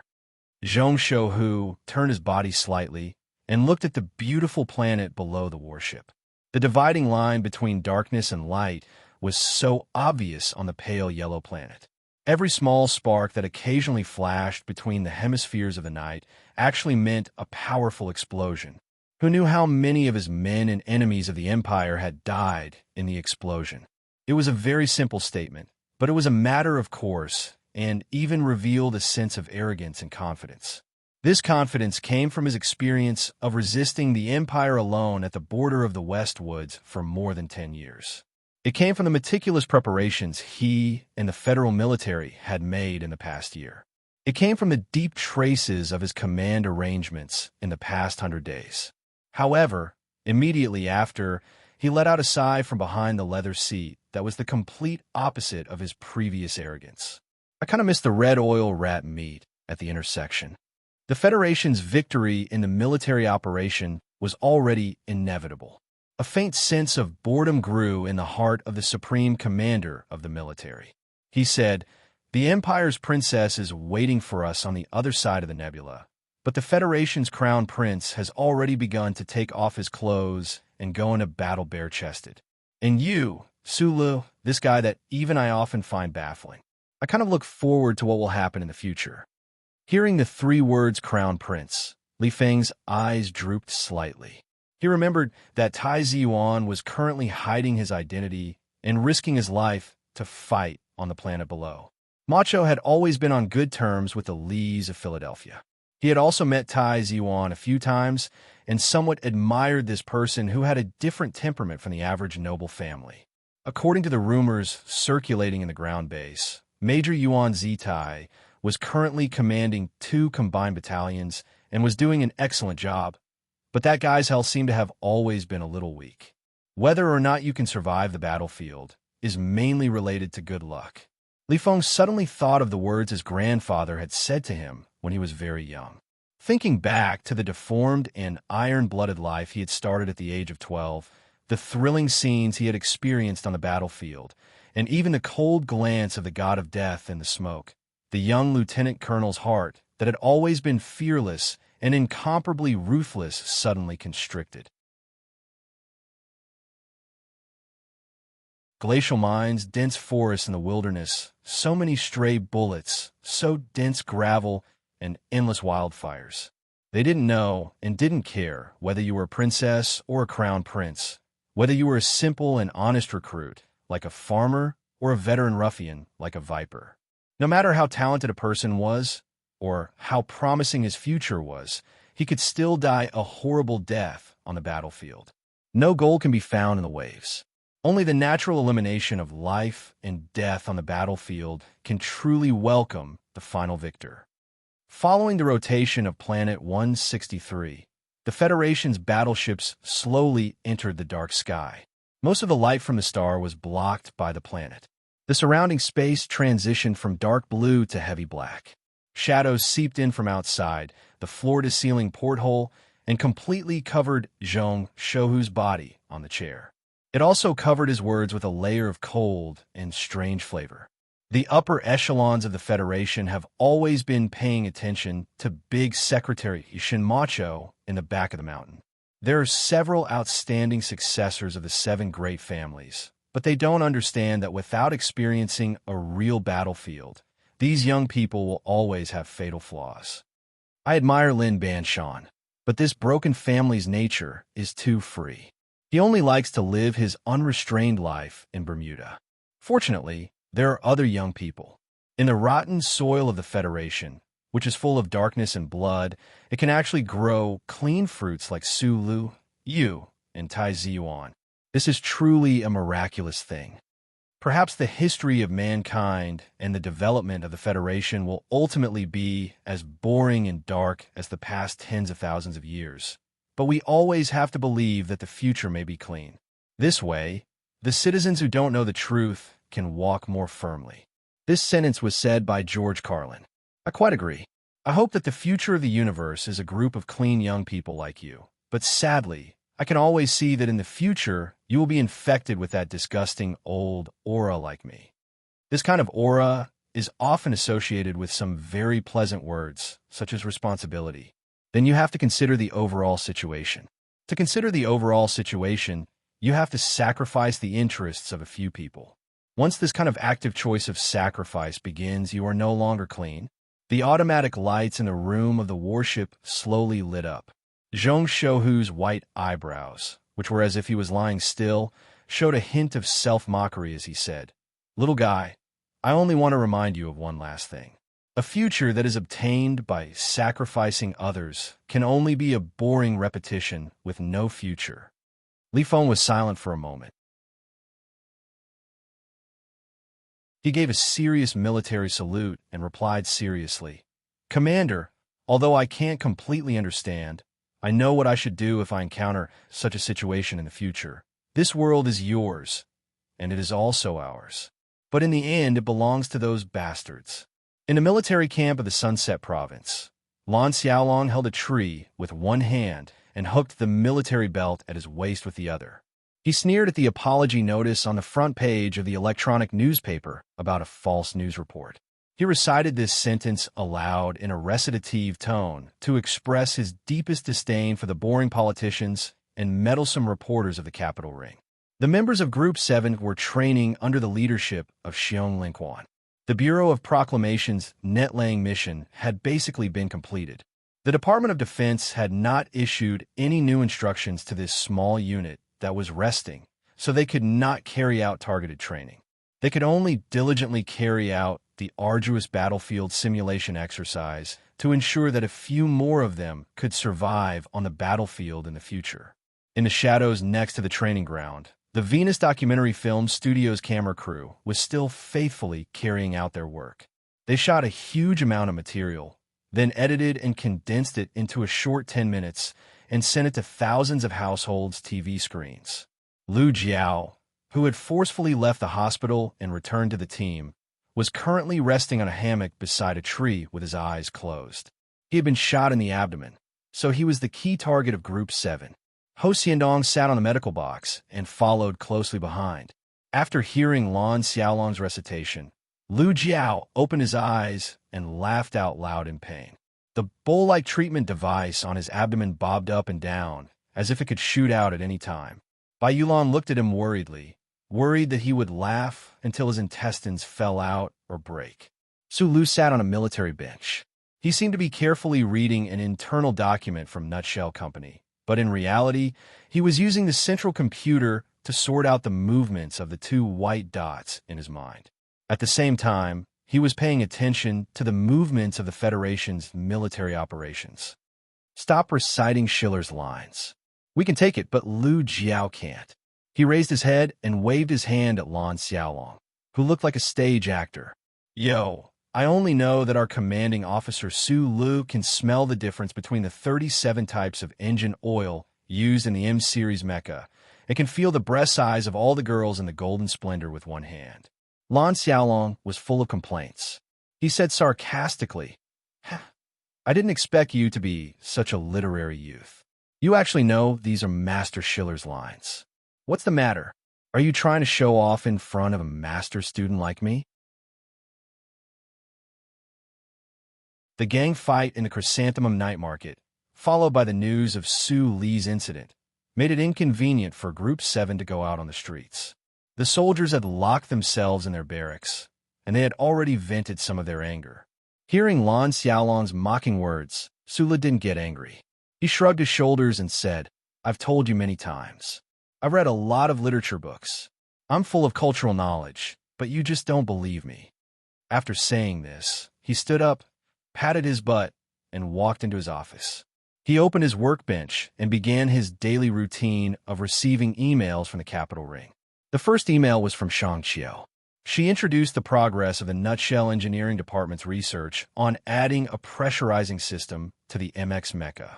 At the same time, she asked how it felt to use the MX mecha that had been specially modified for Su Lu by all her colleagues in the engineering department. Su Lu only wrote, "Thank you," in his reply before stopping. A bitter smile flashed across his face. In the past few months of battle, he had never had the chance to use a mecha. How could he talk about how it felt? At the end of the email, Shang Qiu mentioned very seriously that she might bring a testing team to the Westwood's front lines in the near future. Thinking of the death that was everywhere on the front lines, Su Li's brows furrowed. He was a little worried. Suddenly, he remembered that Shang Qiu's name was not in his long-winded last words before the last mission on Starship 3320. How shameful. The second email was from Jian Shui'er. In the email, she said that she had sent him a gift. She asked him to remember to sign for it and keep it secret. As for the mailing process, he didn't need to worry about it. It was sent under the name of the Philadelphia family, so the military would probably treat it seriously. Su Lu was startled. He didn't understand what kind of gift it was that it needed to occupy the tight military supply channel and make Jian Shui'er willing to use the authority of the Lees of Philadelphia. He couldn't figure it out no matter how hard he thought about it. He sent an email to ask about it seriously. After dealing with the matters at hand, he walked out of the barracks and whispered a few words to Bai Yulan. Then, he drove the black car out of the barracks. At the entrance of the barracks, the black car was stopped by the team members who had just finished a round of brutal training. A few of the team members said excitedly, "Boss, the video crew just said that the third episode will be aired next week. Don't forget to watch it then." Currently, the most important event in the Federation was, of course, the war at the Westwood's front lines. And for the millions of citizens, this important historical event was the truest manifestation of it. What they cared about the most was the documentary called Team of Seven. This documentary had only aired 2 episodes, but it had already caused a frenzy of viewership in the Federation. Presumably, when the 3rd episode was aired, there would be countless television screens showing the same spectacular scene. Su Lu was slightly startled. He thought that it seemed to be released earlier than the news channel's announcement. Could it be related to the news incident from a few days ago? Lan Xiaolong squeezed into the crowd and asked loudly, "Where do you want to go by yourself again? Take me with you." Su Lu looked at him and answered honestly, "I want to go to Wire Road to see rabbits." Lan Xiaolong's face darkened. He took a deep breath and said, "I don't discriminate against homosexuals, but don't you think it's a bit too arrogant and shameless to shout it out so openly?" He immediately turned around and left the black car. He complained, "Is this the future that the Federation is focusing on cultivating? Yesterday, I wrote a few hundred words in the morning, boarded the bus at noon, arrived at Wuhan in the evening, and wrote a few hundred words at the airport. It was very tough. On the plane, I wrote more than 1,000 words. After finishing yesterday's chapter, my mood was stable. Then, I arrived at the hotel in Harbin at 11:40. I stayed at many places, but last night, I couldn't go online. I couldn't make a phone call either. I was very annoyed at that time, so I tried to use my phone to update. I confirmed it a second time, but it was absolutely impossible. At least I couldn't do it. I didn't care about the traffic, but I couldn't get into the authors section. Then I called my leader and sent her an MMS, asking her to help me update. In the end, my leader was much more talkative than I was, and she admitted it. Both sides were angry. She said that I should take a leave of absence, but I couldn't accept it because I said I wouldn't update. Most importantly, I had written it. If I stopped, it would be a loss. That was Doe's feeling. You can understand, so I insisted, phone QQ? I couldn't send a document. Same here. I was also a talkative. In the end, I sent an email, but the format was completely destroyed. My leader had to rearrange it. It was already very late. My leader asked me if I could say anything. I said you can say it.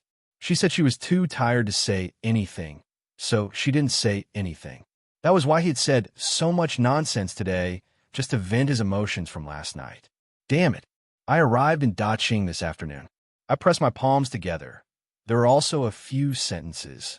I wore a short-sleeved shirt when I boarded the plane. Before I alighted, the stewardess sweetly said it was minus 13 degrees Celsius. Uncle Harbin, who had stayed in Sonya for 4 months, was so angry that he was about to explode. I didn't explode. I brought enough warm clothes, but I still caught a cold. He sighed with emotion for the nth time. Our great motherland is so King big. He sighed with emotion for the nth time. I am a useless pig who is not sentimental, but is extremely sensitive. I am a clumsy and ugly-looking, but is extremely delicate. I wish everyone a happy life, as long as you have a better life than me. Hee hee. In the end, I finally smiled.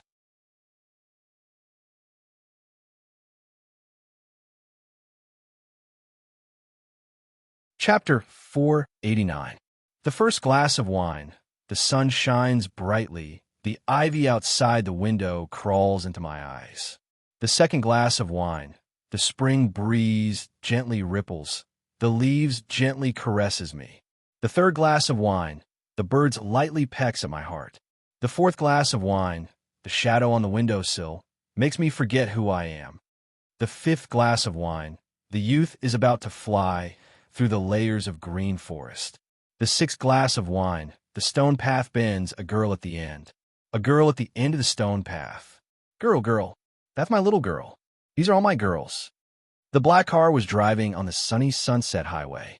The car with the sunroof was finally not as old as before, but more of the emotions that a young man should have.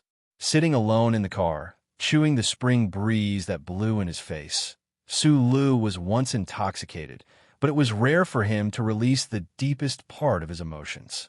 He loudly sang the old song. His slightly hoarse voice was not very pleasant to listen to, but it was particularly enjoyable. The song was the 27 glasses of wine. After the sixth glass, the rough and direct, the lively lyrics were not the original lyrics. In the past, Shi Qinghai and Su Lu would drink every time. Every time they drank, they would get drunk. Every time they were drunk, they would sing this song loudly.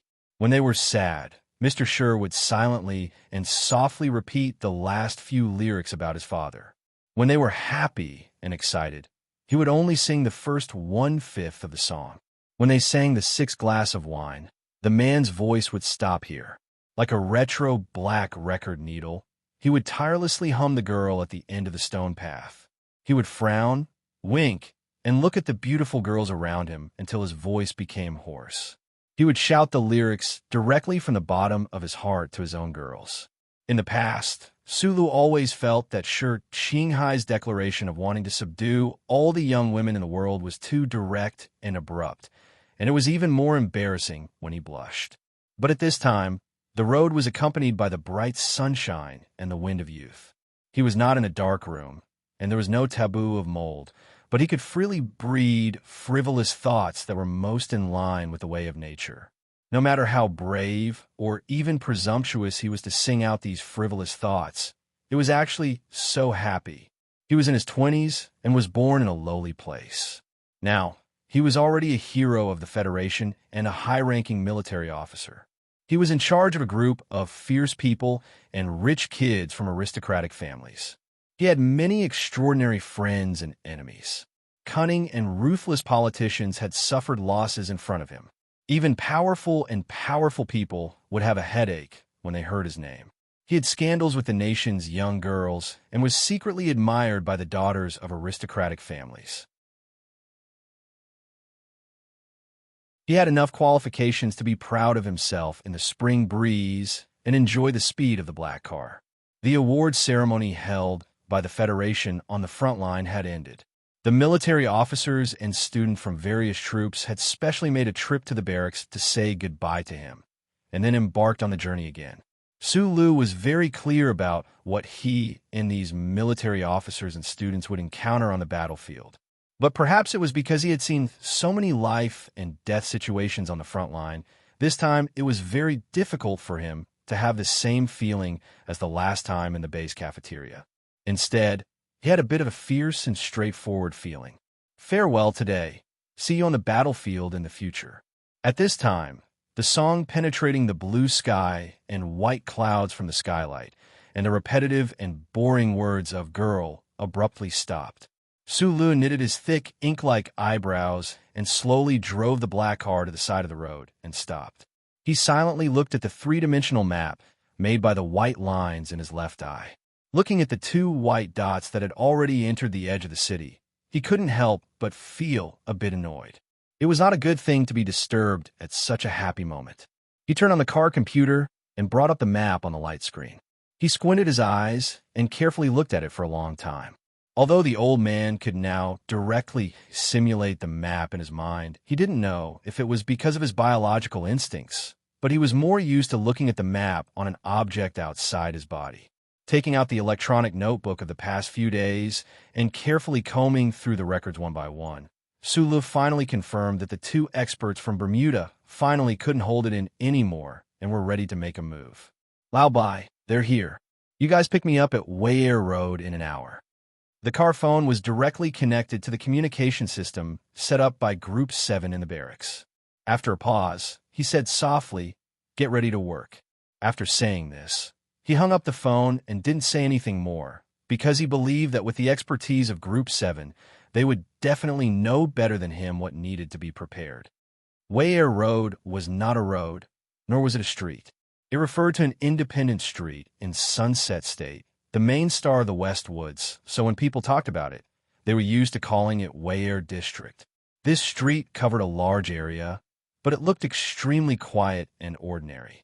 Other than the endless green forests and hills full of rustic charm, the scattered buildings were not tall and even looked a little old. Wayer District was a straight road, and there were many unknown restaurants at the intersection. Although the decorations were not luxurious, they looked quiet and noble. It was not mealtime, but there were still many tourists and military officers eating happily. Going up the straight road and into the street, the atmosphere suddenly changed. Under the shadow of the century-old giant trees on both sides of the street, there were armed sentries standing every 10 meters.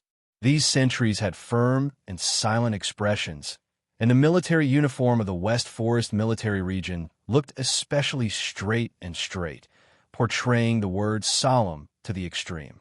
Su Li's gaze looked through the car window, and he could even faintly see the silhouettes of some heavy firepower equipment. On the lower edge of the floor of an old building, there was a pipe labeled PLC, which made him keenly feel that there might be equipment installed in that building specifically used to monitor the thermal fluctuations of Mecca. Wayer District was not a place that just anyone could enter. Even though Su Lu was a lieutenant colonel of the Federation, had a special pass issued by the Department of National Defense, and also secretly had first-class authority in the Bureau of Proclamation, if not for the Lady Sister's call, the black car still would not have been able to enter. This was because this was the old house of the Zhong family in the West Woods. The black car stopped in front of the old house with the number 36. Su Lu walked down and smiled at the Zhong family service staff who greeted him. He took off his sunglasses and looked at the statue in the small square in front of the old house. His mood became strange. Why was the old house of the Zhong family not number 1, but number 36? There might be a very old story behind this, but Sulu did not want to waste his brain power to think about it. He just stared at the statue in a daze. Under the blazing sun, the retro bell in the middle of the small square shone with a golden luster. It was so familiar. Sulu raised his eyebrows. There was an almost identical statue on the bell tower street where he grew up. Why was there another one in front of the old house of the Zhong family in the West Woods? He thought about the giant company owned by the Zhong family in the West Woods called the Ancient Clock Company. He thought about the battleship called the Ancient Clock. Could it be that the most powerful of the 7 great families, the Zhong family, had something to do with the deserted Eastwoods planet where he grew up? In the corner of the old house's backyard, there was an exceptionally clean greenhouse. There were countless beautiful plants growing in it. There was a space on the right side of the greenhouse where there was a huge cage. The floor of the cage was covered with green grass. What was hard to imagine was that there were even wild vegetables and radishes that rabbits liked to eat. A fat white rabbit was lying in the middle of the empty cage. It was bored to death. The blood vessels in its slightly drooping long ears could be seen. It was not interested in the delicious food in front of it. It squinted its myopic eyes and stared at the butterflies flying among the plants outside the cage. It seemed to be a little depressed because it could not find the meaning of its life. Sula looked at all of this in silence. There was a strange feeling in his heart. The little master of this place had not come back for many years. He did not even know if he would have a chance to come back in the future. However, the old people in the old house of the Zhong family were still meticulously taking care of everything here. He did not want to be disturbed by this feeling. He pointed at the grass in the cage and asked curiously, "Aren't you worried that the rabbit will dig a hole and leave? 3 meters of soil. Below, that is the metal floor. The rabbit can't dig." The white-haired old house staff smiled and replied, "This guy dug who knows how many times 2 years ago. I'm afraid it has already accepted its fate." Hearing the words 2 years ago, Su Li's heart moved slightly. He roughly understood something. After a moment of silence, he politely asked, "Can I take some pictures?" "Of course you can. Mr. Su is here to see it on behalf of Mississippi. Whatever you do is what you should do," the staff said softly. "In fact, we send a video of it to Xixia State every week." Sulu was silent for a while. In the end, he could not help but ask, "Didn't she find out the little rabbit she raised back then died long ago, and this is the other one?" On the 3rd floor of the side garden of the Zhong family's old house in the West Woods, the door to the balcony of the room facing the sun was closed. Zhong Ziki, with a gloomy expression, was talking to a staff member in front of him. His tone was particularly cold and irritable. "You said that stinky bodyguard actually entered my house and was even treated as a VIP? Why didn't anyone tell me?" He slammed the table angrily. The cup of tea on the table was about to spill out like his mood. As Zhong Laohu's favorite nephew, Zhong Ziki had a very unusual position in the Zhong family in the West Woods, especially now that Madame Zhong was accompanying Miss Zhong in the capital ring and the commander was directing the war on the front lines. He was nominally under house arrest in the old house, but in reality, he was half a master. The staff member left. The anger on Zhong Ziki's face was quickly concealed. There was only cold silence. After the incident at the hotel, he knew that Su Lu had a good relationship with Madame Zhong and that little cousin. More importantly, he found out a lot about Su Li's background. He picked up the encrypted phone with a strange expression and dialed a number. After waiting for a few seconds, he still did not speak. Only when an impatient voice came from the other side of the line did he say in a low voice, "What do you want to do? You have to tell me the plan." The other side of the line was silent for a moment. Then, a cold and resentful voice sounded. "Our plan is very simple. It is to destroy this guy physically." Zhong Ziki rubbed the space between his eyebrows and said, "You guys are crazier than I thought. Are you scared?" The voice on the other side of the line said mockingly, "Don't forget, although those old men and women are unwilling to speak, they actually want Su Lu to die more than we do. It's just that they are too embarrassed to make a move." You're tuning in to the Warrior Lore YouTube channel.